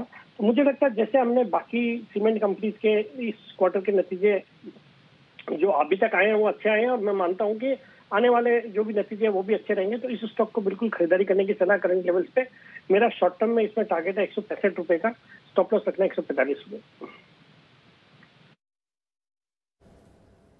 ओके, तो 165 के टारगेट के साथ एमबी इंडस्ट्री ओरिएंट सीमेंट को खरीदें और साथ ही 135 के टारगेट के साथ एमबी इंडस्ट्रीज पर करनी खरीदारी। दो कैश स्टॉक्स आते हुए दिख रहे हैं सेठी साहब की तरफ से। शुक्रिया सेठी साहब हमारे साथ जुड़ने के लिए, वीक बाजार में भी कॉन्फिडेंस बढ़ाने के लिए और अपनी बेहतरीन पिक्स देने के लिए। पिडलाइट यहां पर भी थोड़ा फेरबदल हुआ है जहां तक हिस्सेदारी का सवाल है। हम देख रहे हैं Q1 अपडेट्स आते हुए दिख रहे हैं काफी सारी कंपनीज के, उसमें पिडलाइट पर भी फोकस रखिए। LIC ने मार्जिनली हिस्सा बढ़ाया है, 2.3% से बढ़ाकर 2.35% करा है, तो हल्की सी LIC की तरफ से खरीदारी आई है 0.05% की। एक्सिस इक्विटी म्यूचुअल फंड ने हिस्सा 3% से बढ़ाकर 3.12% किया है। पिडलाइट पर ये अपडेट्स आपको आते हुए दिख रहे हैं इस समय। किरण जी जरा राय दें पिडलाइट के चार्ट पर। सर फिलहाल स्टेबल है वीक बाजार में। बिल्कुल दीप, मुझे लगता है कि ये कंसोलिडेशन जोन में ही है और कंसोलिडेट और थोड़ी देर करना चाहिए। ऑन द लोअर साइड इनका अच्छा सपोर्ट लगभग 2220 के आसपास है, इधर से 30 रुपए नीचे, और ऊपर में रेजिस्टेंस आता है लगभग 2280 के आसपास। तो इस लगभग 60 पॉइंट के रेंज में ट्रेड करता नजर आ रहा है। रेंज के हायर एंड में अगर जब टूटेगा तब इसमें बाय करने की सलाह होगी, जहां पे ब्रेकआउट देखने को मिलेगा उधर से एक अच्छी अपसाइड आपको देखने को मिलेगी। अभी के लिए ये अवॉइड लिस्ट में रहेगा। तो फिलहाल अवॉइड लिस्ट में है, बट वैसे ऑफकोर्स अगर आप देखें तो दमदार काउंटर है ये। कच्चे तेल के दाम गिरने से भी थोड़ा इनको फायदा मिलता है। आइए चलते हैं अनिल जी के पास इस समय मार्केट स्ट्रैटेजी के लिए।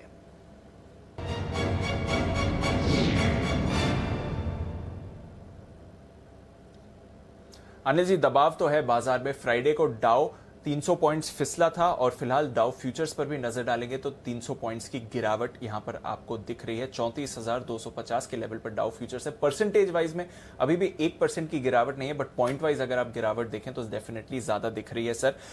नैस्डैक फ्यूचर्स पर भी आप देख रहे हैं 0.3% का दबाव आते हुए दिख रहा है। एशिया में हमने आज सुस्ती देखी है, हालांकि चीन के बाजार एकदम सपाट बंद हुए, वैसे आप कह सकते हैं माइल्ड पॉजिटिव, बट हांगकांग 2% नीचे था, जापान भी 1.25% नीचे बंद हुआ है, और यूके और बाकी के यूरोप के बाजारों की बात करें तो यहां पर भी लगभग 2% की गिरावट आती हुई दिख रही है। तो ग्लोबल मूड माहौल तो कमजोर है। अमेरिका की बॉन्ड यील्ड्स अगर आप देखेंगे सर तो वहां पर और गिरावट हुई है। आज सुबह जब हम बात कर रहे थे 1.27% पे थे, फ्राइडे को 1.3% थी, अभी 1.25% पर आती हुई दिख रही है। तो बॉन्ड यील्ड भी गिर रही है, मार्केट्स भी साथ में गिर रही हैं। क्या करना चाहिए सर इस समय? दीप, वैसे तो जनरली अब तक का ट्रेंड ये रहा है कि जब भी बॉन्ड यील्ड्स गिरती हैं तो एक दो दिनों बाद अमेरिका के बाजार फिर से आपको रिकवरी दिखाते हैं, और उस रिकवरी की संभावना आज तो कम दिखती है क्योंकि डाउ फ्यूचर्स लगातार कमज़ोर होते हुए दिख रहे हैं। वहाँ पर किसी तरह के कोई संकेत है नहीं, क्योंकि बॉन्ड यील्ड इतनी नीचे है लेकिन डाउ फ्यूचर्स साथ में 325 पॉइंट नीचे, तो जाहिर सी बात है कि वो एक कल एक और कमज़ोर सेशन हमारे सामने होगा डाउ का, जो आज रात को होने वाला है। उस लिहाज से बाजार को डर है, इसी वजह से हम दिन के लो पॉइंट पर 15,725 के आसपास देखिए। अब 15,725 को तोड़ने के बाद आखिरी सपोर्ट रेंज की तरफ हम बढ़ेंगे, वो है 15,625 से लेकर 15,675 की बीच में। इस रेंज में कहीं न कहीं सपोर्ट लेता हुआ दिखेगा बाजार। अब हो सकता है कि डाउ कल आज रात को 300-325 पॉइंट जितने फ्यूचर्स नीचे दिख रहे हैं इतना नीचे बंद हो जाए। अगर इतना नीचे बंद हो गया तो हम कमोबेश डिस्काउंट कर चुके हैं, हमें पता है कि इतना डाउ फ्यूचर्स नीचे चल रहा है तो अमेरिका इतना कमज़ोर हो सकता है। अगर इससे ज़्यादा हो जाए तो थोड़ी और रिस्क है, और अगर इससे कम हो तो एक रिकवरी के लिए भी आप रेंज के लोअर एंड के आसपास हैं। तो जो शुक्रवार को हम रेंज के लोअर एंड के ऊपर निकलने की कोशिश कर रहे थे उसके आसपास है, आज एक ही दिन में लोअर एंड के आसपास है। पुट कॉल रेशियो घटकर 0.91 के आसपास अभी दिख रहा है, क्लोजिंग बेसिस पर थोड़ा एडजस्ट होगा। मेरा ये समझना है कि इन लेवल्स के आसपास फ्रेश ट्रेड करने से थोड़ा सा आपके लिए शॉर्ट साइड पर थोड़ा सा रिस्की ज़्यादा हो सकता है। 15,625 15,675 की रेंज में अगर निफ्टी आता है क्लोजिंग में आखिरी 1 घंटे में, तो वहाँ पर हल्की फुल्की शॉर्ट कवरिंग की जा सकती है, या अगर आप बहुत एग्रेसिव ट्रेडर्स हैं तो स्ट्रिक्ट स्टॉप लॉस के साथ लॉन्ग कर सकते हैं। और उसकी वजह मैं बता दूं, 15,700 के पुट पर हाईएस्ट ओपन इंटरेस्ट है 34 लाख शेयरों का, 15,800 के पुट पर भी 33 लाख शेयरों का था जो रिस्क पर आ चुका है। लेकिन ये जो लॉन्ग पोजीशन है ये तब कटेगी जब 15,675 के नीचे बंद होता दिखे। तो 2 काम करने हैं आपको। पहला, क्लोजिंग बेसिस पर 15,675 को देखना है, 15,675। अगर इसके नीचे आज निफ्टी बंद होता हुआ दिखता है तो फिर आपको डेफिनेटली लॉन्ग पोजीशन कम करनी चाहिए डिसिप्लिन के तौर पर।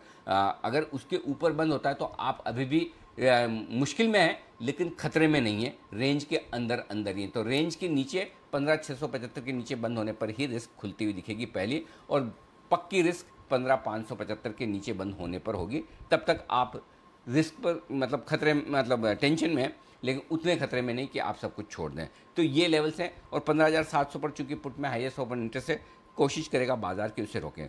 लेकिन दूसरी तरफ एक चीज़ क्लियर कट है, तेजी के बारे में आपको तभी सोचना है जब 15,800 825 की रेंज को पार करके बाजार टिके, 15,835 मोर प्रिसाइजली जो आज का हाई भी है। और उसकी वजह बता दूं, अगर रिकवरी में 15,800 की तरफ आता है निफ्टी, तो 2 वजह कि उसे पार करके टिक पाना मुश्किल होगा। पहला, 15,800 के पुट पर 33 लाख शेयर हैं, और जैसे आप उस तरफ पहुंचेंगे तो ये जो पुट राइटर्स हैं ये भी अपनी पोजीशन कम करने के बारे में सोचेंगे कि लॉस में थे, अच्छा हुआ रिकवरी आई, निकलते हैं।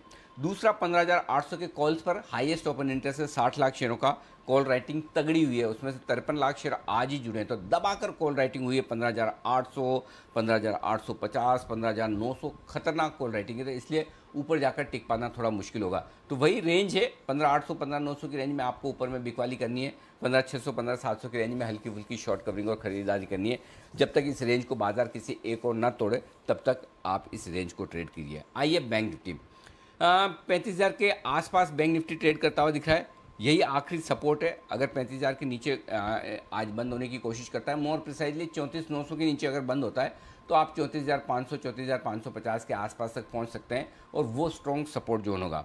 35,000 के ऊपर बंद होने में कामयाब होता है तो आप कमज़ोर हैं, बहुत बुरे नहीं हैं, लेकिन ऊपरी स्तरों पर अब आपके लिए 35,200 35,300 जो आज का हाई भी है लगभग 35,350, उसको पार करना मुश्किल होगा। जब तक आज के हाइज को पार न करें निफ्टी और बैंक निफ्टी आज या कल, तब तक फ्रेश तेजी ना करें, या फिर अगर नीचे के लेवल पर अहम सपोर्ट लेवल के आसपास फ्रेश तेजी करें जो कि 15,675 15,725 की रेंज है, तो फिर आप स्ट्रिक्ट स्टॉप लॉस 15,575 का लगाएं। 34,800 34,900 की रेंज में खरीदारी करें तो 34,500 का स्टॉप लॉस लगाएं। जो भी ट्रेड हो ओवरनाइट रिस्क कम रखें और उसे हेज करके चलें, चाहे लॉन्ग साइड पर हो चाहे शॉर्ट साइड पर। अगर बाजार लॉन्ग साइड पर आपको झटका दे सकता है तो शॉर्ट साइड पर भी दे सकता है, क्योंकि आप ट्रेडिंग रेंज के निचले स्तरों पर रिस्की ट्रेड है ओवरनाइट और डे के लिहाज से, और इस तरह की वॉलेटिलिटी में थोड़ा सा वेट एंड वॉच करेंगे तो ज़्यादा बेहतर है। जी दीप। बिल्कुल, तो वेट एंड वॉच करना बेहतर है। इस समय सपोर्ट के करीब है, 35,000 के जस्ट नीचे है निफ्टी बैंक, बट सपोर्ट लेने की कोशिश कर रहा है।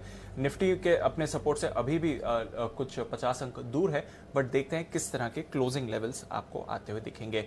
पर आइए तब तक कॉल्स कुछ और ले लेते हैं, एक्सपर्ट्स के साथ चलते हैं वागले साहब के पास, वागले का वंडर।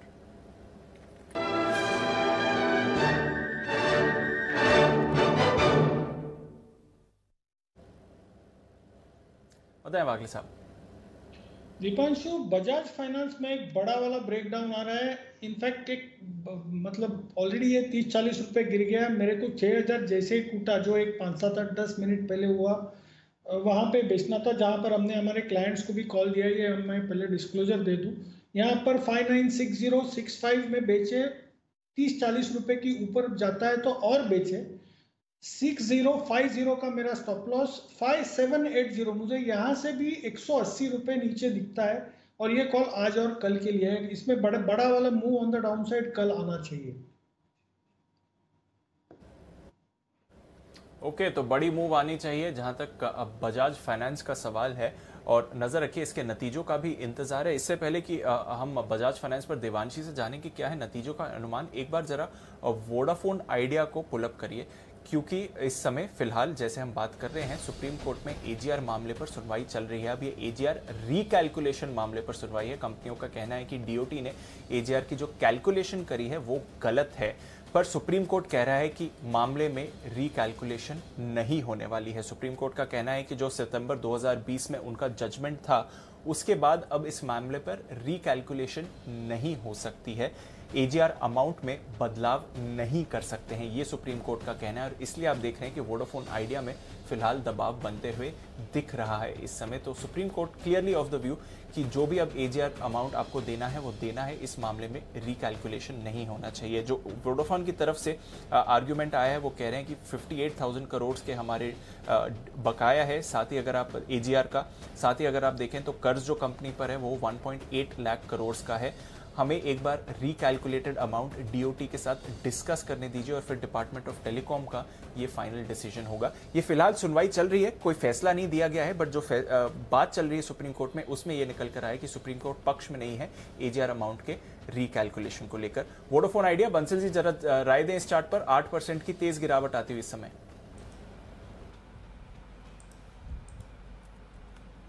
देखिए दीपांशु, अभी आपकी कवरेज से पहले तो ये स्टॉक चल रहा था और ऊपर खड़ा हुआ था और ये सडनली अभी इसके अंदर ये फॉल देखने को मिला है। तो टेक्निकली दीपांशु यहाँ पर नीचे में वही 8 रुपये 40 पैसे 8 रुपये 50 पैसे एक सपोर्ट है। स्टॉक पहले भी नीचे गिरा था, नीचे में एक सपोर्ट लिया था, एक रैली आई, तो जिनके पास है 8 रुपये 40 8 रुपये 50 पैसे का स्टॉप लॉस लगा लें। ये लेवल्स अगर क्लोजिंग बेसिस पे टूटते हैं तब यहाँ पे पेन इंटेंसिफाई होगा। बिल्कुल पेन इंटेंसिफाई होगा। और अनिल जी आपसे भी सवाल पूछना था, अभी तो सुनवाई चल रही है, सिर्फ वोडाफोन ने अपनी बात करी, अब एयरटेल अपना पक्ष सामने रख रहा है, पर जो कमेंट्स आ रहे हैं सुप्रीम कोर्ट को देखकर कि इस मामले के रिकैलकुलेशन पर तो सुप्रीम कोर्ट अग्री नहीं करने वाला है, कैसे देखें इस खबर को सर? आई थिंक दीप इसमें नया कुछ भी नहीं है, ये तो पहले से पता ही था। और जब सुप्रीम कोर्ट का पिछली बार डिसीजन आ चुका है, सब अमाउंट फाइनल हो चुका है और वो अमाउंट फाइनल होने के बाद सबको पेमेंट करना ही है उस लिहाज से। और तब भी सुप्रीम कोर्ट ने यही कहा था कि अब इसके बारे में आप बार बार वापस ना आए और पूछे भी ना कि अमाउंट क्या वापस कैलकुलेट किया जा सकता है नहीं किया जा सकता है। तो वो तो बहुत क्लियर है, मुझे लगता है कि ये सुप्रीम कोर्ट ने पहले भी कहा है, उस बात को दोहराया ही है, तो इसमें नया नहीं है। और उस लिहाज से अल्टीमेटली इस पर डिसीजन क्या आता है, डिसीजन जब तक नहीं आता तब तक आपके लिए कहना मुश्किल है कि किस कंपनी के लिए क्या अच्छा है क्या ख़राब है।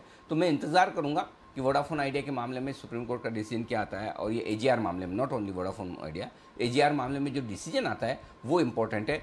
अमाउंट फिर से कैलकुलेट नहीं होगा, यानी कि लाइबिलिटी जो इन कंपनियों की है वो पहले से डिसाइड हो चुकी है, करेक्ट, वो सुप्रीम कोर्ट के पिछले ऑर्डर में डिसाइड हो चुकी है। तो इससे फिर से वापस कराने का कोई मतलब नहीं है।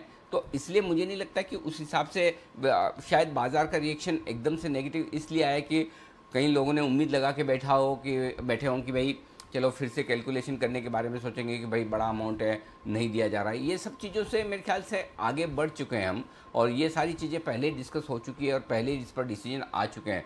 तो अब इस लिहाज से मुझे लगता है कि इन चीज़ों पर शायद रिएक्शन बाजार का इस लिहाज से आया है कि शायद ये नई चीज़ है, बट ये नई चीज़ नहीं है, ये चीज़ पहले से पता है कि एजीआर अमाउंट में किसी तरह का कोई बदलाव नहीं होगा, कैलकुलेशन हो चुकी है। अब फाइनल डिसीजन क्या होता है वो देखने वाली बात होगी। जी दीप। बिल्कुल, तो फाइनल डिसीजन क्या होता है वही देखने वाली बात होगी, बट डेफिनेटली ये एक इंटरेस्टिंग मामला आपको सामने आते हुए दिख रहा है। एजीआर मामले में एयरटेल फिलहाल अपना पक्ष सामने रख रहा है और एयरटेल भी कह रहा है कि कुछ अरिथमेटिकल एरर्स हैं, कैलकुलेशन एरर्स किए गए हैं जो अकाउंट नहीं किए गए हैं। तो उनका भी यही कहना है कि थोड़ा ये जो एरर्स हैं इस पर रिकैलकुलेशन होना चाहिए, पर देखते हैं सुप्रीम कोर्ट क्या यहाँ पर व्यू लेता है। फिलहाल ये मामला आपके सामने आते हुए आइए जैसे हम बात कर रहे थे बजाज फाइनेंस के बारे में, देवांशी के पास चलते हैं क्योंकि बजाज फाइनेंस के नतीजे भी आने वाले हैं कल। देवांशी बताइए बाजार का क्या है अनुमान? बिल्कुल दीपांशु, आप देखिए इस बार थोड़े से मिले जुले नंबर्स रहने का अनुमान लगाया जा रहा है। अगर आप सालाना आधार पर देखें तो हम देखेंगे कि जो नंबर्स हैं वो काफ़ी शानदार देखने मिलेंगे। डिस्पर्समेंट्स में एक काफ़ी अच्छी बढ़त आती हुई दिखेगी, लेकिन अगर आप तिमाही आधार पर देखेंगे तो भी हम देखेंगे कि नेगेटिव नंबर्स आते हुए नहीं दिख रहे हैं, या जो नेगेटिव ग्रोथ है वो आपको बजाज फाइनेंस में इस बार आती हुई नहीं दिखेगी। क्वार्टर ऑन क्वार्टर भी सिंगल डिजिट ग्रोथ आपको बजाज फाइनेंस से आती हुई दिख रही है। प्रोविजंस इस बार कम होते हुए दिखेंगे, कॉस्ट ऑफ फंड्स इस बार कम होते हुए दिखेंगे, जिसके चलते जो मार्जिन हैं इसमें अच्छी बढ़त आने का अनुमान लगाया जा रहा है। लेकिन जो नए लोन्स होंगे उसमें इस बार कमी ज़रूर आती हुई दिख रही है। लेकिन इसके बावजूद जो डिस्पर्समेंट्स हैं, जो पिछली बार से हम देख रहे हैं कैरी फॉरवर्ड होते हुए दिखे हैं, वो इस बार काफ़ी ज़्यादा बढ़ते हुए दिखेंगे और इसी के चलते टॉप लाइन में भी बढ़त आपको देखने मिल सकती है। सालाना आधार पर अगर आप नेट इंटरेस्ट इनकम देखें, लगभग 20% तक की बढ़त आपको देखने मिल सकती है। क्वार्टर आधार पर 1 से 2% तक की बढ़त देखने मिलेगी। साथ ही जो मुनाफा है उसमें एक बड़ा सा जंप आता हुआ दिखेगा। 43% का जो जंप है वो आपको YOY बेसिस पर आता हुआ दिखेगा। सिंगल डिजिट ग्रोथ आपको तिमाही आधार पर आता हुआ दिखेगा। प्रोविजंस पर आपको नज़र रखनी होगी क्योंकि क्वार्टर जो प्रोविजंस हैं वो इस बार कम होते हुए दिखेंगे। साथ ही देखना होगा कि इस बार जो असेट क्वालिटी है वो किस तरह से रहती है। माना जा रहा है कि करेक्शन एफिशिएंसी में सुधार देखने मिल रहा है और असेट क्वालिटी भी इस बार स्थिर रहने का अनुमान लगाया जा रहा है। तो इन ऑल प्रोविजंस कम होंगे, मार्जिन में बढ़त आती हुई दिखेगी। Top line bottom line YOY basis पर एक अच्छा जंप आपको बजाज फाइनेंस दिखा सकता है। ओके, तो ये है आपके लिए बजाज फाइनेंस। नतीजों पर रहेगी नजर और देखेंगे किस तरह का आउटलुक आता है क्रेडिट ग्रोथ को लेकर, डिस्बर्समेंट्स को लेकर एंड ऑफ कोर्स एनपीएस की क्या सिचुएशन है कंपनी में इस समय। बजाज फाइनेंस फिलहाल वीक है और वागले साहब की तरफ से यहाँ पर एक सेल कॉल भी आपको आते हुए दिखा है। टाटा मोटर्स में आज आपको कमजोरी आती हुई दिख रही है। अभी हम टाटा पावर की बात कर रहे थे, टाटा मोटर्स भी थोड़ा इस समय कमजोर लग रहा है। नजर रखिए उस काउंटर पर, फिसलकर डेज लो के करीब आते हुए दिखा है। पीआई इंडस्ट्रीज, इसके बारे में हम बात कर रहे थे किरण जी के साथ, 6% ऊपर है फिलहाल, डेज हाई पर है ये काउंटर। पर कुछ और स्टॉक्स जहां पर मूवमेंट आ रहा है, बीईएल भारत इलेक्ट्रॉनिक्स में एक अच्छी मूव आती हुई दिख रही है। सुमित जी जरा राय दें बीईएल की चार्ट्स पर 185-186 के लेवल पर। दीपांशु, पोजीशन होल्ड करके चलने का सलाह रहेगा। स्टॉक को मार्केट की गिरावट से कुछ भी असर नहीं पड़ रहा है और स्टॉक ऑलमोस्ट 3% ऊपर है। इनफैक्ट पिछले 4-5 दिनों के हाई भी ब्रेक हो रहे हैं। तो जैसे ही मार्केट्स में रिकवरी आती है तो मेरे को लगता है बीएल के अंदर और भी ऊपर का मूव देखने को मिलेगा। और वैसे भी बीएल चार्ट्स के ऊपर मजबूत दिख रहा है। 190 रुपए के तो इमीडिएट टारगेट लग रहे हैं कि जल्दी देखने को मिलेंगे। हो सकता है आने वाले दिनों में 200 रुपए या 200 प्लस के लेवल भी देखने को मिले। तो पोजीशन होल्ड करके चलने का सलाह रहेगा बीएल के अंदर। ओके, तो पोजीशन होल्ड करके चलें बीईएल में। यहाँ पर आपको मोमेंटम बनते हुए दिख रहा है। एक नज़र जरा जेएसडब्ल्यू एनर्जी पर भी रखिएगा क्योंकि यहाँ पर भी अभी एक मूव आती हुई दिखा है। अभी एक पॉजिटिव टेरिटरी में आया है। ऐसा नहीं है कि कोई बड़ी मूव फिलहाल हो रही है, बट पॉजिटिव टेरिटरी में ये स्टॉक आते हुए दिख रहा है और यहाँ से फिर एक्शन के लिए आपको तैयार भी होते हुए दिख सकता है। बीईएल ये एक काउंटर है। साथ ही कुणाल जी, हैप्पीएस्ट माइंड्स पर आपसे एक बार राय लेनी थी। लगातार एक्शन में है ये स्टॉक और फिर से थोड़ी मूव आ रही है। हैप्पीएस्ट माइंड्स पर यहाँ से भी कैसा एक्शन एक्सपेक्ट करना चाहिए कुणाल जी?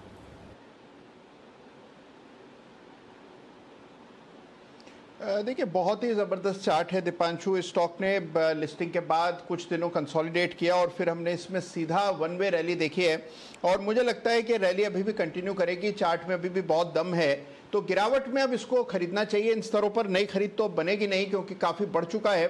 गिरावट आती है, कोई डिप आता है, वापस अपने एवरेज के करीब ये स्टॉक ट्रेड करने लगता है, तो वहाँ इसको खरीदें। मुझे लगता है कि स्टॉक 2000 के लेवल्स भी आपको दिखाएगा। गिरावट में बाइंग की राय है और जिनके पास है निश्चिंत होकर के बने रहें। बिल्कुल, तो गिरावट में बाइंग की राय रहेगी, अगर है तो बने रहिए इस काउंटर पर। ये है आपके लिए राय। जहां तक सवाल है हैप्पीएस्ट माइंड्स का, एक बार फिर से ये काउंटर भी अच्छी तेजी में बनते हुए दिख रहा है। रोजारी बायो, सचिन जी जरा आप इसके चार्ट्स देखकर बताएं क्योंकि सुबह से ही एक्शन में है। खबर आई थी एक एक्विजिशन उन्होंने करी है अट्रैक्टिव वैल्यूएशंस पर। चार्ट्स क्या कहती है? रोजारी बायो के 7% ऊपर है इस समय काउंटर।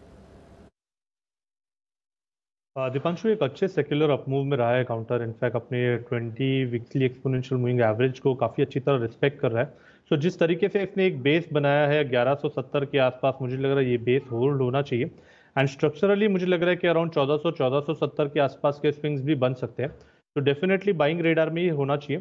स्टॉप लॉस अभी आपको लगाना चाहिए around 1160 on a weekly closing basis and अभी भी खरीदारी करने के ही मौके ढूंढने चाहिए।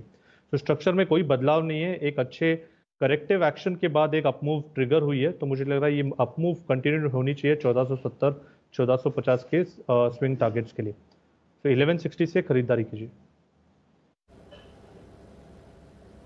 ओके, तो ये है आपके लिए रोजारी बायो। 1160 के करीब का सपोर्ट लेवल पर रखिए नजर। एंड्योरेंस टेक्नोलॉजीज, यहाँ पर LIC ने कंपनी में 2% हिस्सा खरीदा है। ये Q1 के अपडेट्स आ रहे हैं, ऐसा नहीं कि रिसेंटली हुआ है, पिछले क्वार्टर के अपडेट्स आते हुए दिख रहे हैं जहां पर LIC ने 2% हिस्सेदारी खरीदी है एंड्योरेंस टेक्नोलॉजी में। किरण जी क्या राय देते हैं एंड्योरेंस टेक्नोलॉजीज के चार्ट पर? LIC ने यहाँ पर हिस्सेदारी खरीदी है, स्टॉक फिलहाल हल्की सी सुस्ती में है बट खबर पर थोड़ा रिएक्ट करते हुए दिख रहा है सर, 1650 का लेवल। बिल्कुल एक अच्छा चार्ट पैटर्न है और ये 10 की कमाई वाला स्टॉक है जहां पे 1100 के आसपास 1150 के आसपास हमने रिकमेंडेशन दिया था, 1700 का टारगेट था और 2300 का सेकंड टारगेट है। तो जिस तरीके का चार्ट पैटर्न है, मेरा मानना है कि वो नेक्स्ट टारगेट्स के लिए जाते नजर आ जाने चाहिए आते दिनों में, तो लॉन्ग पोजीशंस रखने चाहिए। दीप, मेरा मानना है कि अभी के लिए ट्रेलिंग स्टॉप लॉस 1575 के आसपास रखना चाहिए और टारगेट जैसे पोजिशनली महीने 2 महीने सॉरी आप 6 महीने 8 महीने के लिए रखने चाहिए और 2200 2300 के टारगेट बिल्कुल देखने को मिल जाने चाहिए। और दीप, मेरे लिए प्लीज एक बिगुल बजवाइए, एक ब्रेकआउट देखने को मिल रहा है। बिल्कुल सर, और इस बाजार में अगर ब्रेकआउट है तो अच्छा ही स्टॉक होगा। चलते हैं किरण जी के पास, बिगुल किरण का कमाल।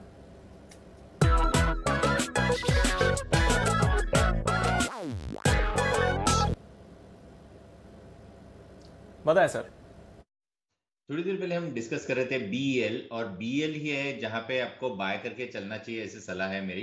185 के नीचे मैंने 184.70 का स्टॉप लॉस लगाना चाहिए और मुझे लगता है कि 195 के टारगेट्स नेक्स्ट गुरुवार तक देखने को मिल जाने चाहिए। तो यहाँ पर BEL में खरीदारी करने की राय है किरण जी की तरफ से। और इस बीच आइडिया का स्टॉक फिर से एक बार आपके सामने लेकर आते हैं और एक शार्प रिकवरी आइडिया के स्टॉक में होती हुई दिख रही है। इसलिए हम कह रहे थे जब वो खबर आ रही थी कि इस खबर को लेकर घबराइए मत, ये पुरानी खबर है। जो खबरें आ रही है बेसिकली क्या है मामला, AGR मामले को लेकर सुप्रीम कोर्ट में सुनवाई चल रही है।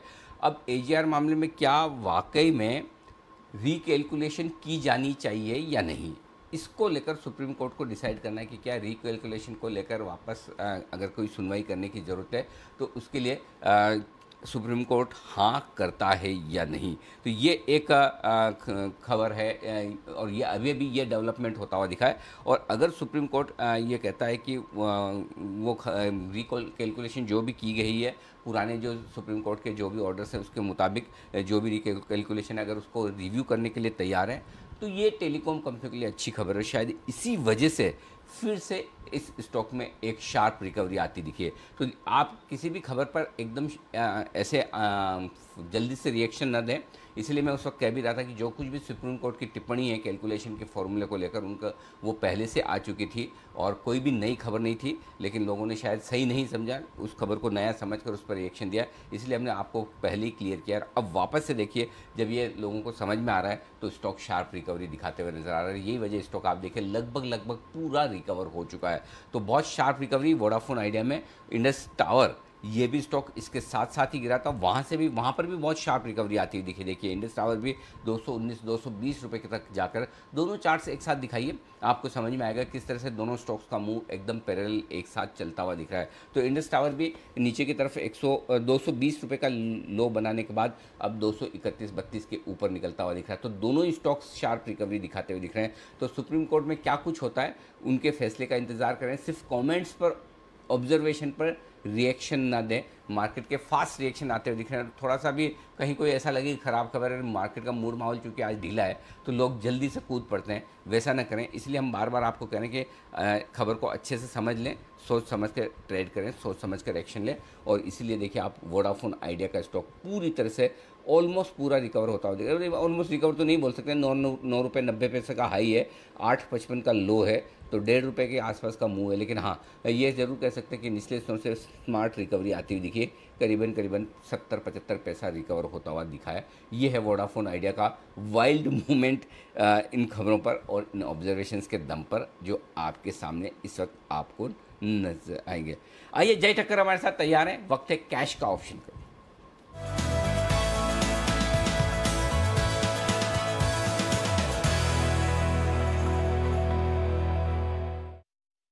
बताएं जय। Good afternoon to Anil ji. Anil ji, खरीदना है 15,700 का कॉल ऑप्शन निफ्टी का 29 जुलाई का नेक्स्ट वीकली एक्सपायरी का, जो मंथली एक्सपायरी भी है, करीब अभी 148 पर ट्रेड कर रहा है। इसको खरीदना अनिल जी, यहाँ पे हमें स्टॉप लॉस प्लेस करना होगा नीचे में 116 का ऑन अ क्लोजिंग बेसिस। कल के ट्रेडिंग सेशन के लिए 116 का क्लोजिंग बेसिस पे होगा, 148 पे खरीदना है। फर्स्ट टारगेट अनिल जी जो यहाँ पे बनेगा that would be 188। Second target जो बन रहा है वो है 206 का, 188 206, ये दो टारगेट्स के लिए खरीदना है अनिल जी। मैं अभी भी एक्सपेक्ट कर रहा हूँ अनिल जी कि एक बाउंस बैक देखने मिलेगा। मुझे एक डाउट तो था ही कहीं से हल्का सा कि lower end of the range तक, मतलब 15700 जहां पे सबसे ज्यादा ओपन इंटरेस्ट है पुट साइड पर, उसे टेस्ट ना करने जाए। एंड फाइनली उसने टेस्ट किया और वहां से एक स्मार्ट रिकवरी भी हमें अभी देखने मिल रही है पिछले कुछ मिनटों में। लगभग 31 पॉइंट की हमें रिकवरी है, उससे ज्यादा देखने मिल रही है। आई थिंक अनिल जी ये अच्छा खासा करेक्शन हमें देखने मिल चुका है। मुझे तो कहीं ना कहीं ऐसा लग रहा है कि डाउ में भी आज एक अच्छा खासा बाउंस बैक हमें देखने मिलेगा पिछले 2 दिनों से जो हमें गिरावट देखने मिली है। I think on the upside 15810 से लेके 830 ये लेवल्स हमें बाउंस बैक में पहले मिलने चाहिए। एंड देयर आफ्टर अगर ये जो गैप फिल होता है अगर ऊपर के साइड, तो बहुत ही बेहतर होगा। इन दैट प्रोसेस मुझे ऐसा लग रहा है अनिल जी कि ये जो टारगेट्स है हमारे वो निफ्टी पे अचीव होने चाहिए। सो 15700 का कॉल, 29 जुलाई की एक्सपायरी का खरीदने की सलाह है।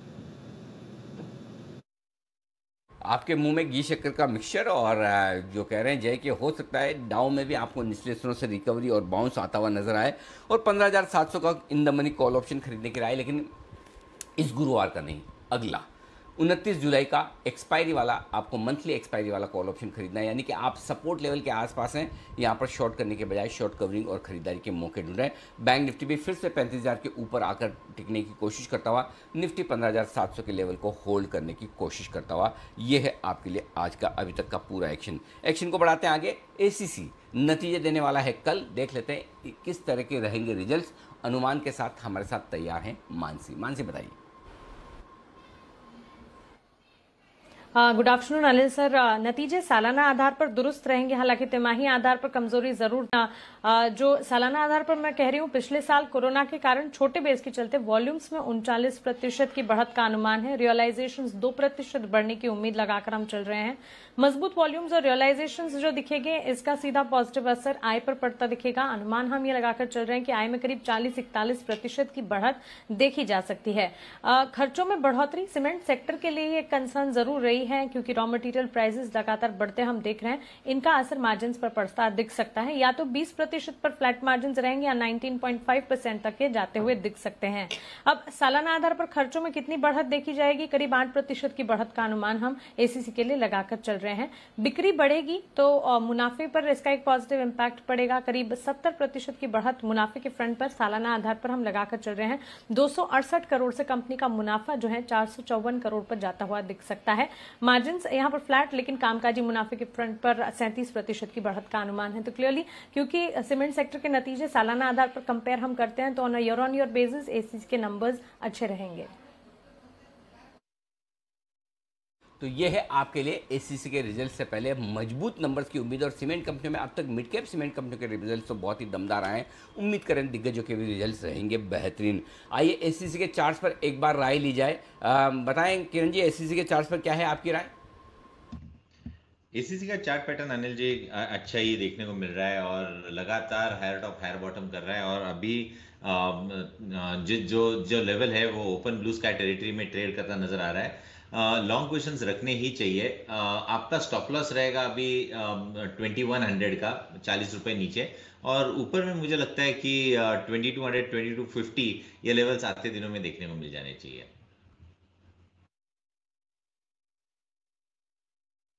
तो ये है आपके राय एसीसी पर। आइए आइडिया में जो कुछ भी उठापटक हो रही है, जो कुछ भी खबरें आ रही है, एक राय जरा आशीष सर से भी ली जाए आइडिया के शेयर को लेकर। आशीष सर कैसे देख रहे हैं आप इन खबरों को जो सुप्रीम कोर्ट में हियरिंग को लेकर आती हुई दिख रही है? अनिल जी, मैं अभी जो आप बोल रहे थे उसी क्लैरिफिकेशन पे मैं अटेम्प्ट हो रहा था। एक्चुअली क्या क्या अनिल जी, इस पे कोई पैनिक करने वाली बात नहीं है। और ऑलरेडी अनिल जी सारा का सारा जो नेगेटिविटी है ना प्राइस इन है। Having said that Anil ji कोई बहुत बड़ी अपमूव अभी नजर नहीं आती। और मुझे लगता है कि अगर 9 रुपए में लेंगे तो शायद 11-12 रुपए का भाव भी मिल जाएगा और बड़ी क्वांटिटी में काम करते हैं। बट अनिल जी 8-9 रुपए में ना आप जाने में कुछ नहीं है तो पैनिक नहीं करना चाहिए। बट मिलता भी कुछ नहीं है इसके अंदर। बट डेफिनेटली सारी नेगेटिविटी ऑलरेडी प्राइस्ड इन है, तो इसमें शॉर्ट नहीं करना चाहिए इस तरह की सुप्रीम कोर्ट की खबरों पे। अनिल जी एक निफ्टी का बुल स्प्रेड है, अगर आप कहें तो मैं अभी आप सिंस आप आए हैं तो मैं शेयर कर लेता हूं आपसे। बिल्कुल सर के लिए बिगुल, स्विंग के सुल्तान आशुमदान।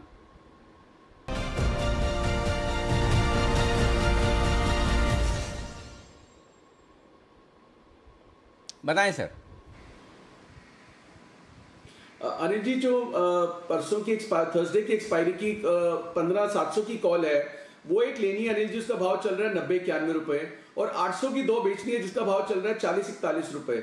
सो अनिल जी, जो स्प्रेड है 8 से 10 रुपए में, सिर्फ 8 रुपए में या 10 रुपए में अनिल जी 15,700 800 1:2 का स्प्रेड बन रहा है। ये अनिल जी बहुत पास का, आजकल आप देख रहे होंगे 100 पॉइंट का बनता है तभी आपको मतलब ये कम कॉस्ट में बढ़ते हैं, लेकिन उसमें भी अनिल जी अच्छे पैसे आ जाते हैं, क्योंकि अब इतने 200 पॉइंट घटने के बाद एक रिवर्सल के चांसेस हैं। लेकिन अनिल जी अगर फिर डाउ ने सपोर्ट नहीं किया तो रिवर्सल नहीं आएगी। तो 8-10 रुपए में बहुत ही सस्ता स्प्रेड बन रहा है। और सबसे इंपॉर्टेंट चीज है, मुझे लगता है कि कल ही थोड़ी सी रिकवरी आ गई अगर 50 पॉइंट की भी, तो ये हमारे को अच्छा प्रॉफिट दे जाएगा। वेडनेसडे की अनिल जी छुट्टी है, थर्सडे की एक्सपायरी है, तो सिर्फ 2 दिन के ट्रेडिंग सेशन के लिए ये स्प्रेड बनाना चाहिए। और ये अनिल जी 15,900 तक सेफ है, जो कि एक बहुत बड़ा रेजिस्टेंस लेवल बना हुआ है, वहां से मार्केट ऊपर जाता नहीं, ऑन द कॉन्ट्ररी हर बार नीचे आता है। तो 15,700 का एक कॉल लेना है, 15,800 के 2 बेचने हैं शांति से अनिल जी। डाउ आज रात को भी 400 पॉइंट घट जाए तो 10 रुपए 8 रुपए जाने में कुछ नहीं होगा, शांति का स्प्रेड है अनिल जी। बुल स्प्रेड को दे रहे हो और आप बोल रहे हो आज अगर 200-400 पॉइंट घट भी जाए, अच्छा बोलो ना ऐसा कि अगर आज ये जितना 300-325 दिख रहा है इतना ना गिरे, और अगर बढ़ भी जाए तो लॉटरी लग जाएगी, ऐसा भी तो कभी कुछ बोलो आशीष सर, थोड़ा ऐसा भी सुनने का दिल करता है हमारा। अनिल जी बोलने से तो देखिए अभी जय ने भी कहा कि शायद डाउ में रिकवरी आएगी। मैं तो चाहिए अनिल जी, बुल स्प्रेड का मतलब ही है कि कल हम 50-70 पॉइंट निफ्टी ऊपर खुले और ये स्प्रेड प्रॉफिट में आ जाए। लेकिन अनिल जी बताना बहुत जरूरी होता है, क्योंकि ऐसी ही मार्केट में पैसा बन सकता है, और ऐसी मार्केट में अनिल जी आप लेके नहीं जा सकते। आप 325-400 कल पहले घटा हुआ और 300 आप देख रहे हैं, तो आप लेके नहीं जा सकते नहीं। तो इसीलिए ये इस तरीके से ले जाने में आदमी को एक टेम्पटेशन और एक हौसला बन जाता है कि नहीं यार इस तरह से मैं ले जा सकता हूं, मुझे ऊपर में फंसने के चांस नहीं है। यह है आशीष सर की तरफ से बुल स्प्रेड। खरीदारी करने की राय, लोअर लेवल्स पे ट्रेडिंग रेंज के निचले सिरे पर आपको करनी है खरीदारी। स्प्रेड बनाकर 15,700 का एक कॉल खरीदिए, 15,800 के 2 बेच दीजिए। यह है आशीष सर की तरफ से आए जय का जैकपॉट।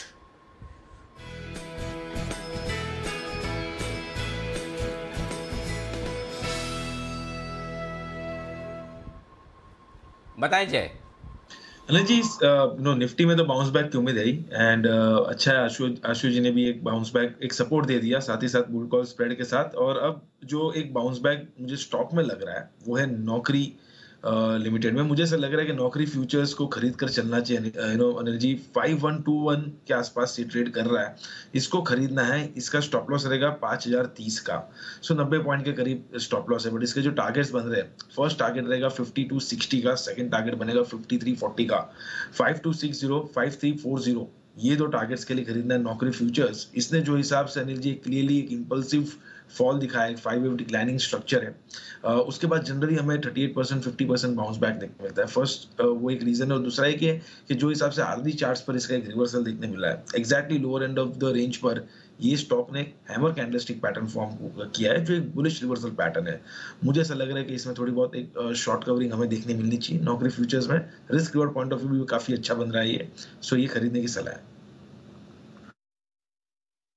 तो ये है आपके लिए इन्फो एज में खरीदारी करने की राय। 5,260 5,340 2 टारगेट रखें, तेजी करें यहाँ पर। और इस बीच जो टेलीकॉम स्टॉक्स में उठापटक के आप देख रहे हैं, उसके बाद अब राहत की खबर ये कि फाइनली आज की सुनवाई हुई खत्म। 2 हफ्ते बाद अब आपके लिए होगी सुनवाई AGR वाले मामले की। और सरकार ने टेलीकॉम कंपनियों द्वारा फाइल की गई याचिका पर सरकार को ये आदेश दिया कि भाई बताइए आपका इस पर क्या व्यू है। उन्होंने समय मांगा है, सुप्रीम कोर्ट ने 2 हफ्ते का समय दिया है। अब 2 हफ्ते के लिए शांति है। आज जो खबरें आनी थी वो सारी आपके सामने आ चुकी है, तो अब और उठापटक यहाँ पर नहीं होगी। जो कैलकुलेशन को लेकर और पेमेंट को लेकर जो सारी टेलीकॉम कंपनियाँ राहत चाहती थी, और उसके मामले में जो वो चाहती थी कि इसकी सुनवाई की जाए, इस पर सुनवाई की जाए या ना की जाए, इस पर सुप्रीम कोर्ट अब 2 हफ्ते बाद वापस से इस पर सुनवाई करके फैसला देगा। तो सुप्रीम कोर्ट ने सरकार को ये कहा है कि टेलीकॉम कंपनी ने जो याचिका फाइल की है उस पर आप अपना जवाब दें कि सरकार का क्या कुछ कहना है, और अब इस मामले की 2 हफ्तों बाद सुनवाई होती दिखेगी। तो चलिए आगे जो कुछ भी होगा एक्शन, इस पर हम रखेंगे नज़र और हम बात भी करेंगे इस पर और बताएंगे भी आपको क्या कुछ होता है। आशीष चतुर्वेदी हमारे साथ तैयार है, बैन से बेनिफिट। तो जान लेते हैं कौन से स्टॉक से जो बैन में आने जाने को हैं तैयार।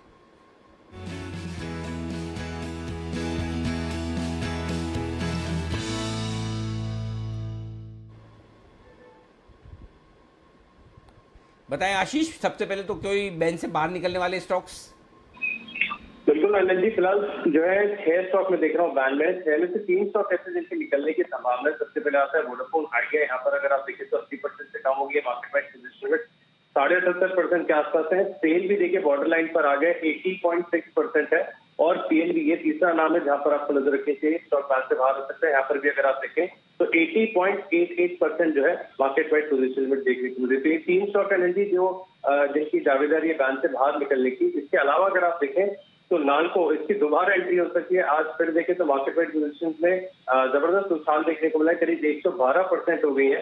कैडिला हेल्थकेयर दूसरा स्टॉक है जहां पर 98.3% है मार्केट प्राइस पोजीशन लिमिट। और अदानी पोर्ट यहाँ पर भी नजर रखेगा, 97% है मार्केट प्राइस पोजीशन लिमिट। यानी नालको, कैडिला और अदानी पोर्ट, ये 3 स्टॉक ऐसे हैं जो बैन में एंटर करते नजर आएंगे। इसके अलावा आइडिया, सेल और पीएनबी इनकी एग्जिट हो सकती है।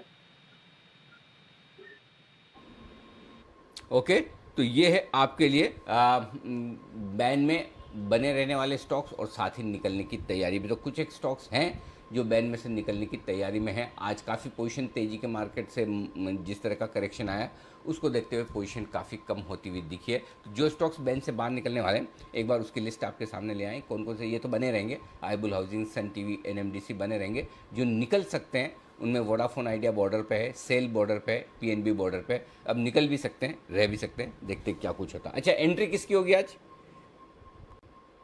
अल्को 112% है मार्केट प्राइस पोजीशन में, दोबारा यहाँ पर पोजीशन बढ़ती नजर आ रही है। कैडिला दूसरा नाम है, 98.3% है फिलहाल मार्केट प्राइस पोजीशन में।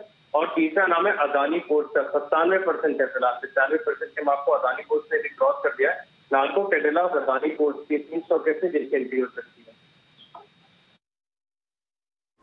ओके, तो नैल्को बैन में आ जाएगा, कैडिला बैन में आ जाएगा, अदानी पोर्ट बैन में आ जाएगा। तो 3 स्टॉक ऐसे हैं जो बैन में आने को तैयार है इस वक्त। तो काफ़ी कुछ बदलाव आज ऐसा लगता है बैन में देखने को मिलेंगे भी और उन पर हमारी नज़रें रहेंगी भी। तो चलिए ये है स्टॉक्स जो आप बैन में आते जाते हुए देखेंगे। बाजार क्लोजिंग इतनी बुरी नहीं कर रहे हैं, ठीक है। 175 पॉइंट नीचे है निफ्टी, लेकिन 15,750 के आसपास है। बैंक निफ्टी भी 35,000 के ऊपर बंद होने की तैयारी में है। तो क्लोजिंग बेसिस पर अहम सपोर्ट लेवल के नीचे जाकर बंद नहीं हो रहे हैं, ये बात सही है, कम से कम इतना आप कह सकते हैं। ऑयल मार्केटिंग कंपनियों के शेयरों में फिर से तेजी देखने को मिली। एचपीसीएल, बीपीसीएल, कच्चे तेल में कमजोरी की वजह या फिर कुछ और?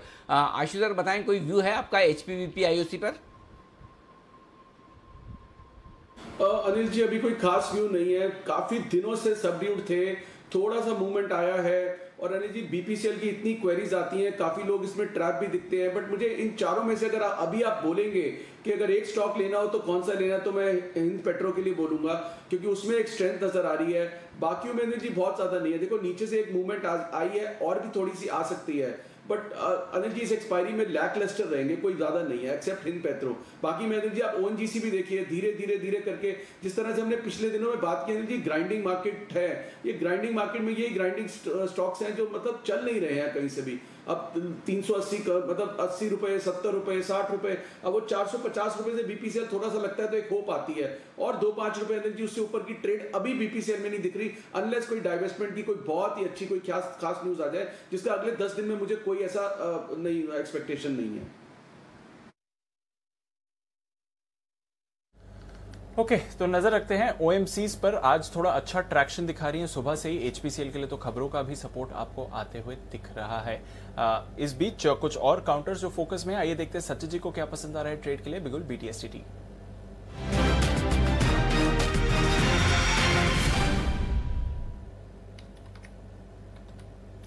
बताएं सचिन जी।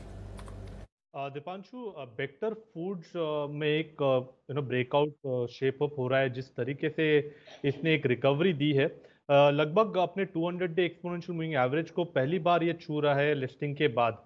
तो जिस तरीके से ये स्ट्रक्चर है, अगर हाल फिलहाल में ही देखें तो एक राउंडिंग बॉटम फॉर्मेशन था 445 के स्विंग से, वो पर्टिकुलर स्ट्रक्चर अभी एक्टिवेट हुआ है। तो 438 के स्टॉप लॉस के साथ यहाँ पर शॉर्ट टर्म के लिए भी पोजीशंस बनाए जा सकते हैं। जिस तरीके से ये पैटर्न है, इसके टारगेट्स लगभग 500 के आसपास के हैं एंड इंटरमीडिएट मुझे लग रहा है कि स्विंग हो सकता है अराउंड 485 486 के आसपास का। तो खरीदारी करनी है बेक्टर फूड्स में। पहला टारगेट होगा 486 का, पोजिशनल टारगेट होगा अराउंड 500 का, स्टॉप लॉस आपको लगाना है अराउंड 438 पर। ओके, तो मिसेस बेक्टर्स फूड्स यहाँ पर आप करके चलें खरीदारी। 3.5% ऊपर ये काउंटर ट्रेड करते हुए दिख रहा है, डेज हाई के करीब। चलते हैं राकेश जी कुणाल जी के पास और वो दे रहे हैं अपनी pick of the day.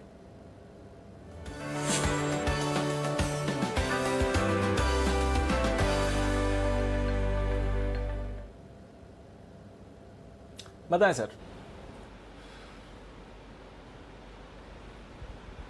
Deepanshu, हमारा पिक ऑफ द डे है एनटीपीसी। एनटीपीसी पे खरीदारी की राय है। मार्केट में इतना बड़ा टर्मोल आया है, एनटीपीसी अभी भी प्री कोविड हाइस के नीचे चल रहा है और अब ये उन लेवल्स को तोड़ने की तैयारी कर रहा है, एक बड़े ब्रेकआउट की तैयारी कर रहा है और एक बार ये लेवल्स टूटेंगे तो काफी तेजी से भागेगा, तब पकड़ना मुश्किल होगा। तो इन स्तरों पर एनटीपीसी पर खरीदारी की राय है। Over to Kunal ji.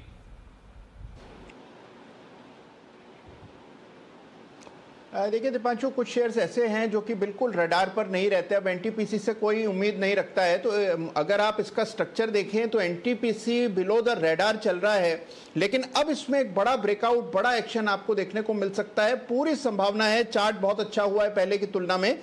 Bye करके चलें 119 रुपए 50 पैसे पर, 119 हाफ पर 2 रुपया नीचे स्टॉप लॉस रख लें। पहला टारगेट 126 रुपए का और दूसरा टारगेट 128 रुपए 50 पैसे का। तो 128 हाफ तक जाने की संभावना दिखती है एनटीपीसी पर खरीदारी की राय। ओके, तो यह है आपके लिए एनटीपीसी पर खरीदारी की राय। नजर रखिए इस काउंटर पर भी डेज हाई पर ट्रेड कर रहा है और अच्छा स्पाइक भी इसमें आते हुए दिख रहा है। लग रहा है पावर सेक्टर से जुड़े स्टॉक्स पर कुछ ना कुछ तो चल ही रहा है। टाटा पावर एक्शन में है, पावर ग्रिड सत्य जी को पसंद था। एनटीपीसी पर राय आ रही है राकेश जी कुणाल जी की तरफ से और आईईएक्स पावर एक्सचेंज जो है वो भी आपको अच्छी तेजी में दिख ही रहा है इस समय। तो एक्शन इस स्पेस पर है भरपूर, कल के लिए भी यहाँ पर आपको रखनी चाहिए नजर। और जेएसडब्ल्यू एनर्जी में भी हम एक मूवमेंट आते हुए देख रहे हैं। एक बार जरा कॉल भी ले लेते हैं सुमित जी से जेएसडब्ल्यू एनर्जी पर। सुमित जी, थोड़ा थोड़ा करके ये भी काउंटर मूव कर रहा है, 196 के लेवल पर है जेएसडब्ल्यू एनर्जी। क्या यहाँ पर भी कोई ट्रेड बनते हुए दिख सकता है सर? बिल्कुल दीपांशु, स्टॉक में एकदम एनर्जी देखने को मिल रही है। स्टॉक एकदम तेजी में बैठा हुआ है और मार्केट की गिरावट से कुछ असर नहीं पड़ रहा है। जेएसडब्ल्यू एनर्जी वैसे भी काउंटर स्ट्रांग है, ऐसा लग रहा है 200 का लेवल क्रॉस करने को तैयार है और जैसे ही 200 का लेवल क्रॉस करेगा तो 220 से 225 रुपए तक के लेवल आने वाले दिनों में जेएसडब्ल्यू एनर्जी में देखने को मिल सकते हैं। तो पोजीशंस होल्ड करके चलने का सलाह रहेगा।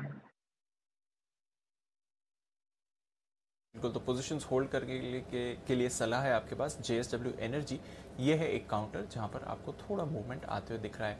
वागले साहब, एल्केम लैब्स के चार्ट्स देखें सर, यहां पर भी मूवमेंट आते हुए दिख रहा है। 2.5% की तेजी है। क्या यहां पर कुछ ट्रेड दिखता है सर?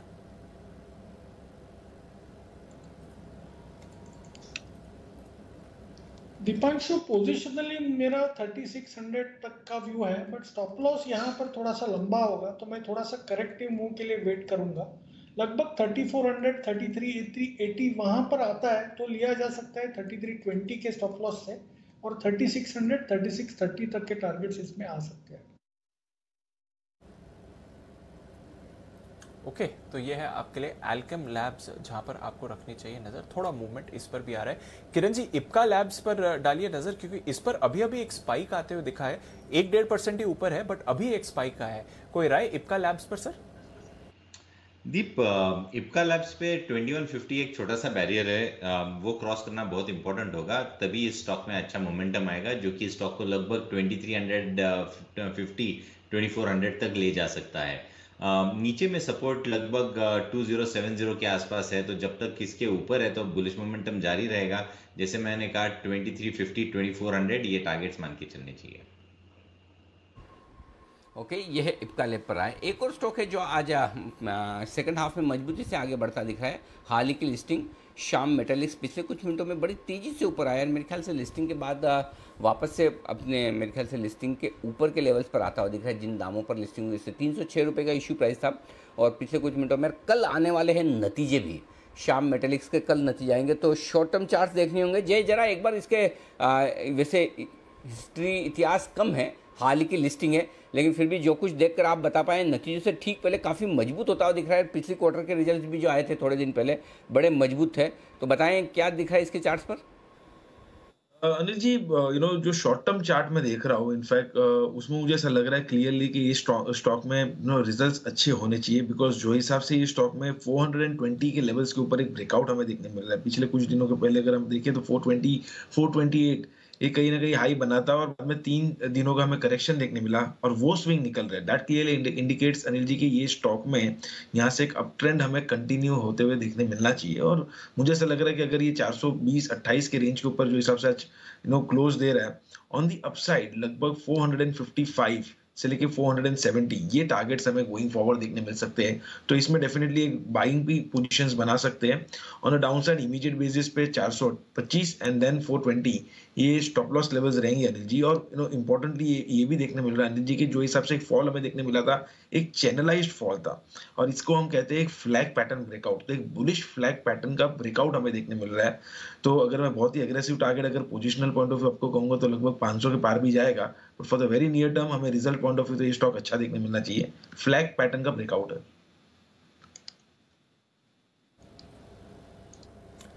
ओके, तो यह है आपके लिए श्याम मेटालिक्स, जहां पर रखनी चाहिए नजर। रिसेंटली लिस्टेड काउंटर अच्छी तेजी में है और जीआर इंफ्रा आज का डेब्यू वो भी जबरदस्त तेजी में है। पर आखिरी 10 मिनट बाकी हैं ट्रेड के, चलते हैं अनिल जी के पास आज की फाइनल मार्केट स्ट्रैटेजी के लिए।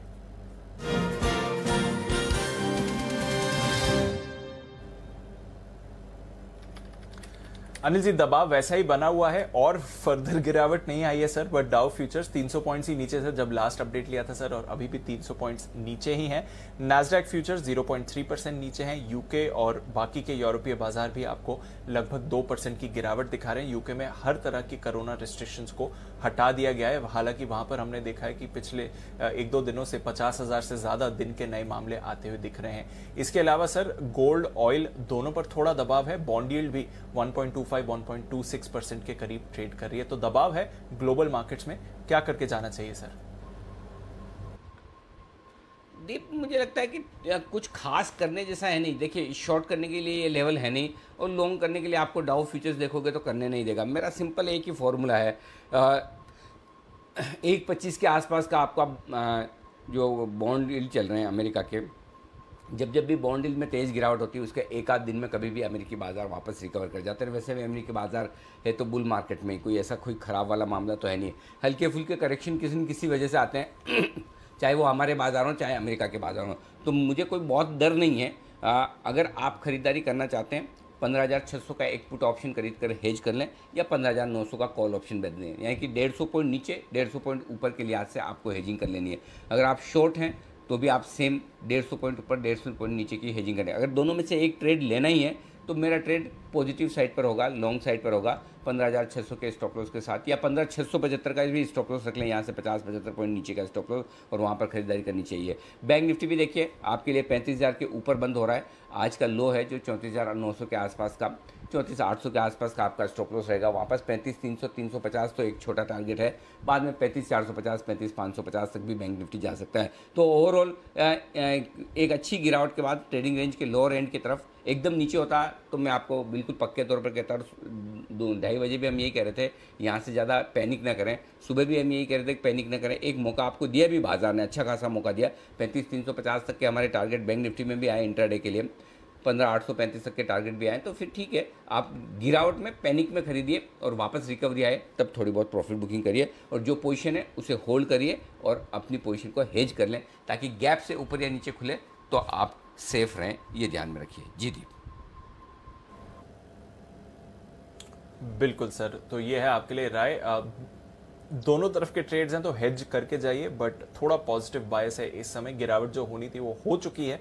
सपोर्ट्स को बाजार ने अच्छी तरह से डिफेंड कराया और लग रहा है आखिरी कुछ मिनटों में सपोर्ट्स के ऊपर ही आपको क्लोजिंग दिखनी चाहिए। आइए कुछ और कॉल्स ले लेते हैं। क्लोजिंग से पहले चलते हैं सुमित जी के पास, बिगुल सुमित के सुपरहिट का।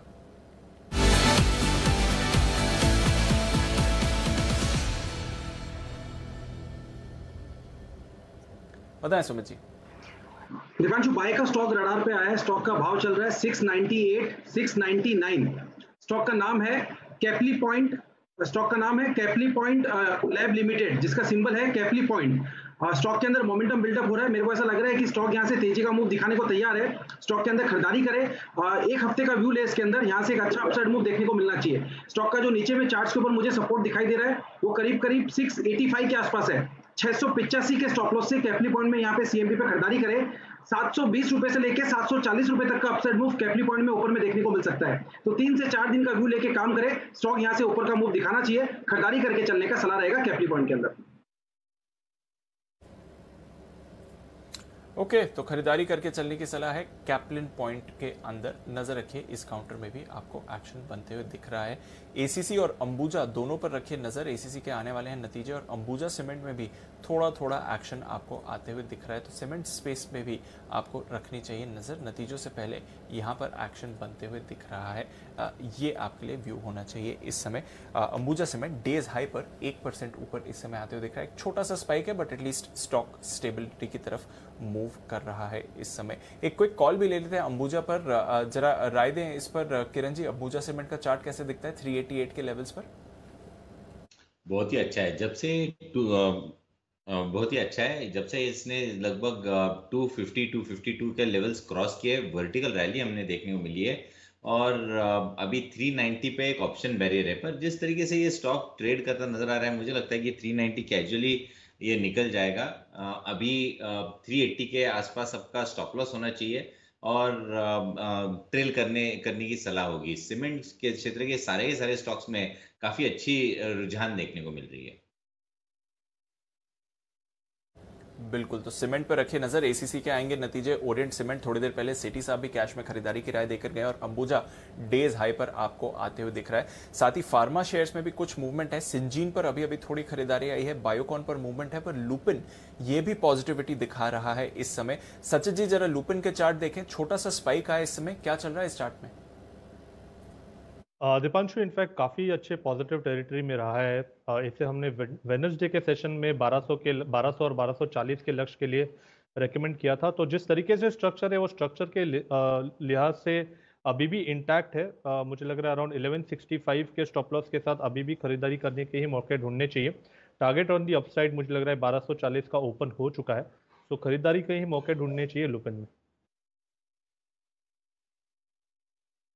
ओके, खरीदारी के मौके ढूंढे इन काउंटर्स में। नजर रखिए लुपिन पर। इस बीच जेके पेपर, इस पर रखिए नजर। स्क्रीन पर फ्लैश भी होते हुए दिख रहा है। सचिन बंसल जो कि फॉर्मर फाउंडर है फ्लिपकार्ट के, उन्होंने खरीदारी करी है। 1% हिस्सा उन्होंने खरीदा है। ये आपके लिए अभी अपडेट आते हुए दिख रहा है। जेके पेपर पर आपको रखनी है नजर। कई बार पेपर स्टॉक्स हमारे चैनल पर डिस्कस भी हुए हैं और जेके पेपर भी ऑफ कोर्स ऐसा एक स्टॉक है जो कई बार हमारे एक्सपर्ट्स ने आपको इसके बारे में बताया है और साथ ही हमारे स्टॉक लिस्ट में भी फीचर हुआ है। अनिल जी कैसे देखें, सचिन बंसल साहब ने 1% हिस्सा खरीदा है जेके पेपर में, ये खबर आती हुई दिख रही है। इंटरेस्टिंग खबर है दीप। ये हमारा SIP स्टॉक रह चुका है 99-100 रुपये के आसपास। हमने इस स्टॉक को रिकमेंड किया था और वहाँ से लगभग दुगुना हो चुका है। इंटरेस्टिंग बात है कि जिन्होंने एकदम बिल्कुल ई-कॉमर्स प्लेटफॉर्म वाली कंपनी बनाई है, जो पूरी तरह से highly technology driven company Flipkart, उसके प्रमोटर अगर जेके पेपर जैसी एकदम ब्रिक एंड मोटार वाली जो वो उस तरह की बिजनेस वाली कंपनी को खरीदते हैं, ये बेहद इंटरेस्टिंग है। बहुत ही बढ़िया कंपनी है। पेपर इंडस्ट्री पर हम बुलिश हैं। मेरे ख्याल से पेपर इंडस्ट्री में शायद एक ही या इसके अलावा एक आध कोई और स्टॉक, स्टार पेपर और जेके पेपर, 2 स्टॉक हमारे SIP में रहे हैं। तो ये बेहतरीन फंडामेंटल वाली कंपनी है, आकर्षक वैल्यूएशन वाली कंपनी है और यहाँ पर आपके लिए डेफिनेटली इसमें कोई डाउट नहीं कि जो ये खरीदारी की खबर आई है ये बड़ी पॉजिटिव है। जेके पेपर जरा इसके चार्ट्स देखे जय जल्दी से और बताइए। जेके पेपर में बहुत ही अच्छा सिमेट्रिकल ट्रायंगल पैटर्न का ब्रेकआउट है आज के ट्रेडिंग सेशन में एंड वॉल्यूम्स अच्छे देखने मिल रहे हैं आज। इनफैक्ट लास्ट 3-4 दिनों से अगर हम देखें तो वॉल्यूम्स आज फिर से बहुत ही बढ़िया देखने मिल रहे हैं हमें। ऑन द डाउन साइड मुझे ऐसा लग रहा है अब ये स्टॉक में 223 का एक अच्छा सपोर्ट है अनिल जी, और जो हिसाब से ब्रेकआउट आया है मुझे ऐसा लग रहा है 240 के पार निकल सकता है ये स्टॉक।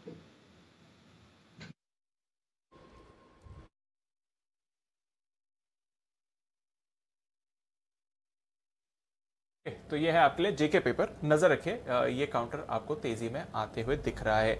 आइए फिर क्लोजिंग की तरफ चलते हैं और इस समय आप बाजार में एक्शन देख रहे हैं। कमजोरी का दिन रहा है, सुस्ती का दिन रहा है, ग्लोबल क्यूज की वजह से हमारे भारतीय बाजारों पर भी यहां पर आपने गिरावट आती हुई देखी है, पर एटलीस्ट निचले स्तरों से रिकवर होकर बाजार क्लोजिंग की तरफ जाते हुए दिख रहे हैं। इस समय कहां पर रहा है एक्शन, एक बार ये ही सबसे पहले आप देख लेते हैं कौन से स्टॉक्स ने एटलीस्ट आज सहारा देने की कोशिश करी है। छोटी लिस्ट है, सिर्फ 10 निफ्टी स्टॉक पॉजिटिव टेरिटरी में क्लोज कर रहे हैं और उसमें हैवी वेट्स मिसिंग है, बट एनटीपीसी 2% ऊपर, बीपीसीएल यहां पर आपने खरीदारी देखी है, डिवीज, नेस्ले, टाटा कंज्यूमर यहां पर अच्छा एक्शन, आईटीसी एकदम फ्लैट। दूसरी तरफ एचडीएफसी बैंक नतीजों के बाद 3.5% लुढ़का है, जिसकी वजह से आपने दबाव बनते हुए देखा है। IndusInd bank, Hindalco, HDFC limited, Maruti, Kotak, Bajaj finance यहां पर भी गिरावट है। इन्फोसिस भी सहारा देने में सफल नहीं रहा है। वायदा कारोबार की बात करें तो यहां पर आपने काफी स्टॉक्स में एक्शन देखा है। पीआई इंडस्ट्रीज टॉप गेनर 6.5% की तेजी, BEL, Alkem laboratories, Apollo hospitals, LNT, Info, Havells यहां पर अच्छी खरीदारी आती हुई देखी। नाल्को यहां से सहारा 1.25% ऊपर, ये काउंटर भी था। साथ ही Ambuja cement, Dabur, SRF, doctor Lal यहां पर तेजी और टाटा पावर पूरे दिन पॉजिटिव रहा। पर दूसरी तरफ इंडस टावर्स यहां पर 6% की गिरावट आती हुई देखी। हालांकि अब एजीआर मामले की सुनवाई 2 हफ्तों के लिए टल चुकी है, जहां पर सरकार को अपना रिप्लाई देना पड़ेगा मिसकैलकुलेशन को लेकर। एलएनटी फाइनेंस नतीजों के बाद यहां पर रिएक्शन 4.5% नीचे। वोडाफोन आइडिया इनिशियली काफी शार्प रिएक्शन आया था एजीआर सुनवाई के बाद, पर रिकवरी के साथ 9 रुपए के ऊपर बंद होने की तैयारी में। बीएचईएल, एमएनएम यहां पर आपने वीकनेस देखी है। HDFC, AMC, GMR infra, Vedanta और अपोलो टायर्स ये कुछ और काउंटर्स थे जहां पर गिरावट रही। आज की नई लिस्टिंग्स, जीआर इंफ्रा जबरदस्त लिस्टिंग और गेंस के साथ ही बंद होते हुए दिख रहा है 1740 के करीब।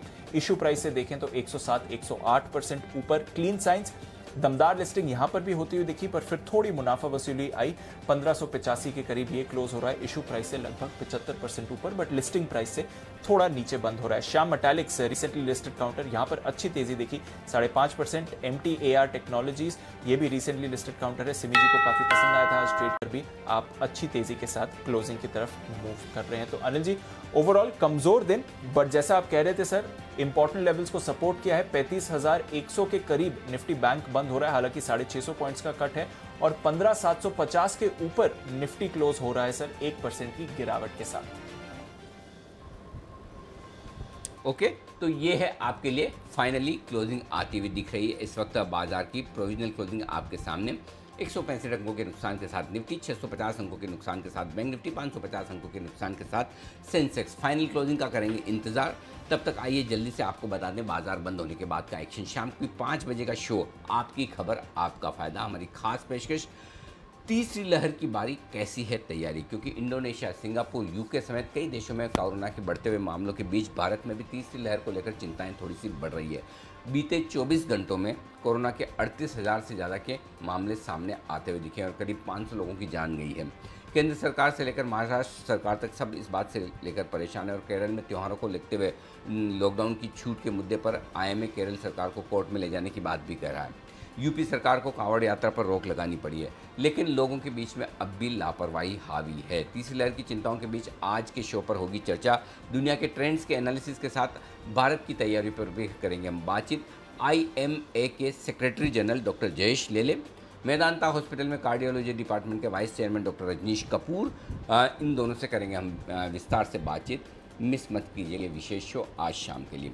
और आज 6:30 बजे मनी गुरु में हम बात करेंगे सीनियर सिटीजन्स की फाइनेंशियल प्लानिंग की। मुझे कुछ सीनियर सिटीजन्स ने कहा भी है और ट्वीट भी किया था कि हमारे फाइनेंशियल प्लानिंग के बारे में भी आप कुछ शो करें। तो रिटायरमेंट के बाद निवेश के 5 विकल्प, ये है आपके लिए आज की फाइनेंशियल प्लानिंग का एक विशेष शो।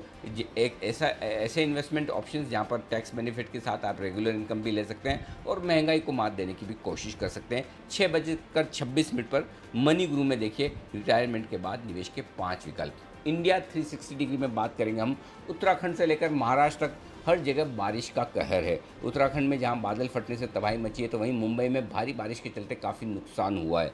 कहां कितना नुकसान हुआ है, कहां हालात कितने बिगड़े हैं, इन सब पर करेंगे बातचीत। देश पर आसमानी आफत, यह है आज की हमारी कवर स्टोरी इंडिया 360 डिग्री की। और उसके बाद जिस देश में नेल्सन मंडेला ने रंग भेद विरोधी आंदोलन चलाया था, उसी देश में अब भारतीयों के खिलाफ रंगभेद के नाम पर हिंसा हो रही है। इंडिया 360 डिग्री में हम आपको बताएंगे कि दक्षिण अफ्रीका में रह रहे भारतीयों के क्या हाल हैं और क्यों और कैसे दक्षिण अफ्रीका में ये हिंसा जारी है।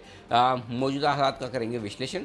मंडेला का देश, भारतीयों से रंगभेद, ये है आज की आपकी दूसरी कवर स्टोरी। बाजार बंद हो चुके हैं, फाइनल क्लोजिंग आपके सामने। 171 अंकों का नुकसान रहा निफ्टी पर 15,752 के आसपास और सेंसेक्स 586 अंक नीचे बंद हुआ है 1% के नुकसान के साथ 52,550 के करीब।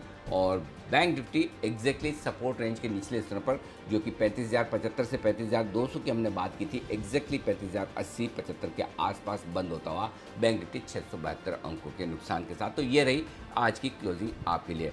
देखते हैं क्या कुछ होता है। जाने से पहले एक बार जल्दी से डाउ फ्यूचर्स देख लीजिए एक बार, जहाँ पर नुकसान 320 अंकों का है। देखते हैं क्या कुछ कल के सेशन में वहाँ से संकेत हमें मिलते हैं। फिलहाल 1% नीचे डाउ फ्यूचर्स आपको नजर आएगा। विदा लेने का वक्त है आप सभी से। आशीष सर, कुणाल जी, राकेश जी, वागले साहब, जय ठक्कर, सुमित जी, आप सब महानुभावों का, और सचिन जी, आप सबका बहुत बहुत शुक्रिया। किरण जी, आपका भी दिल से धन्यवाद हमारे लिए वक्त निकालने के लिए। मुझे और दीप को दीजिए इजाज़त। छोटा सा ब्रेक के बाद बने रहिए हमारे साथ ज़ी न्यूज़ पर। नमस्कार।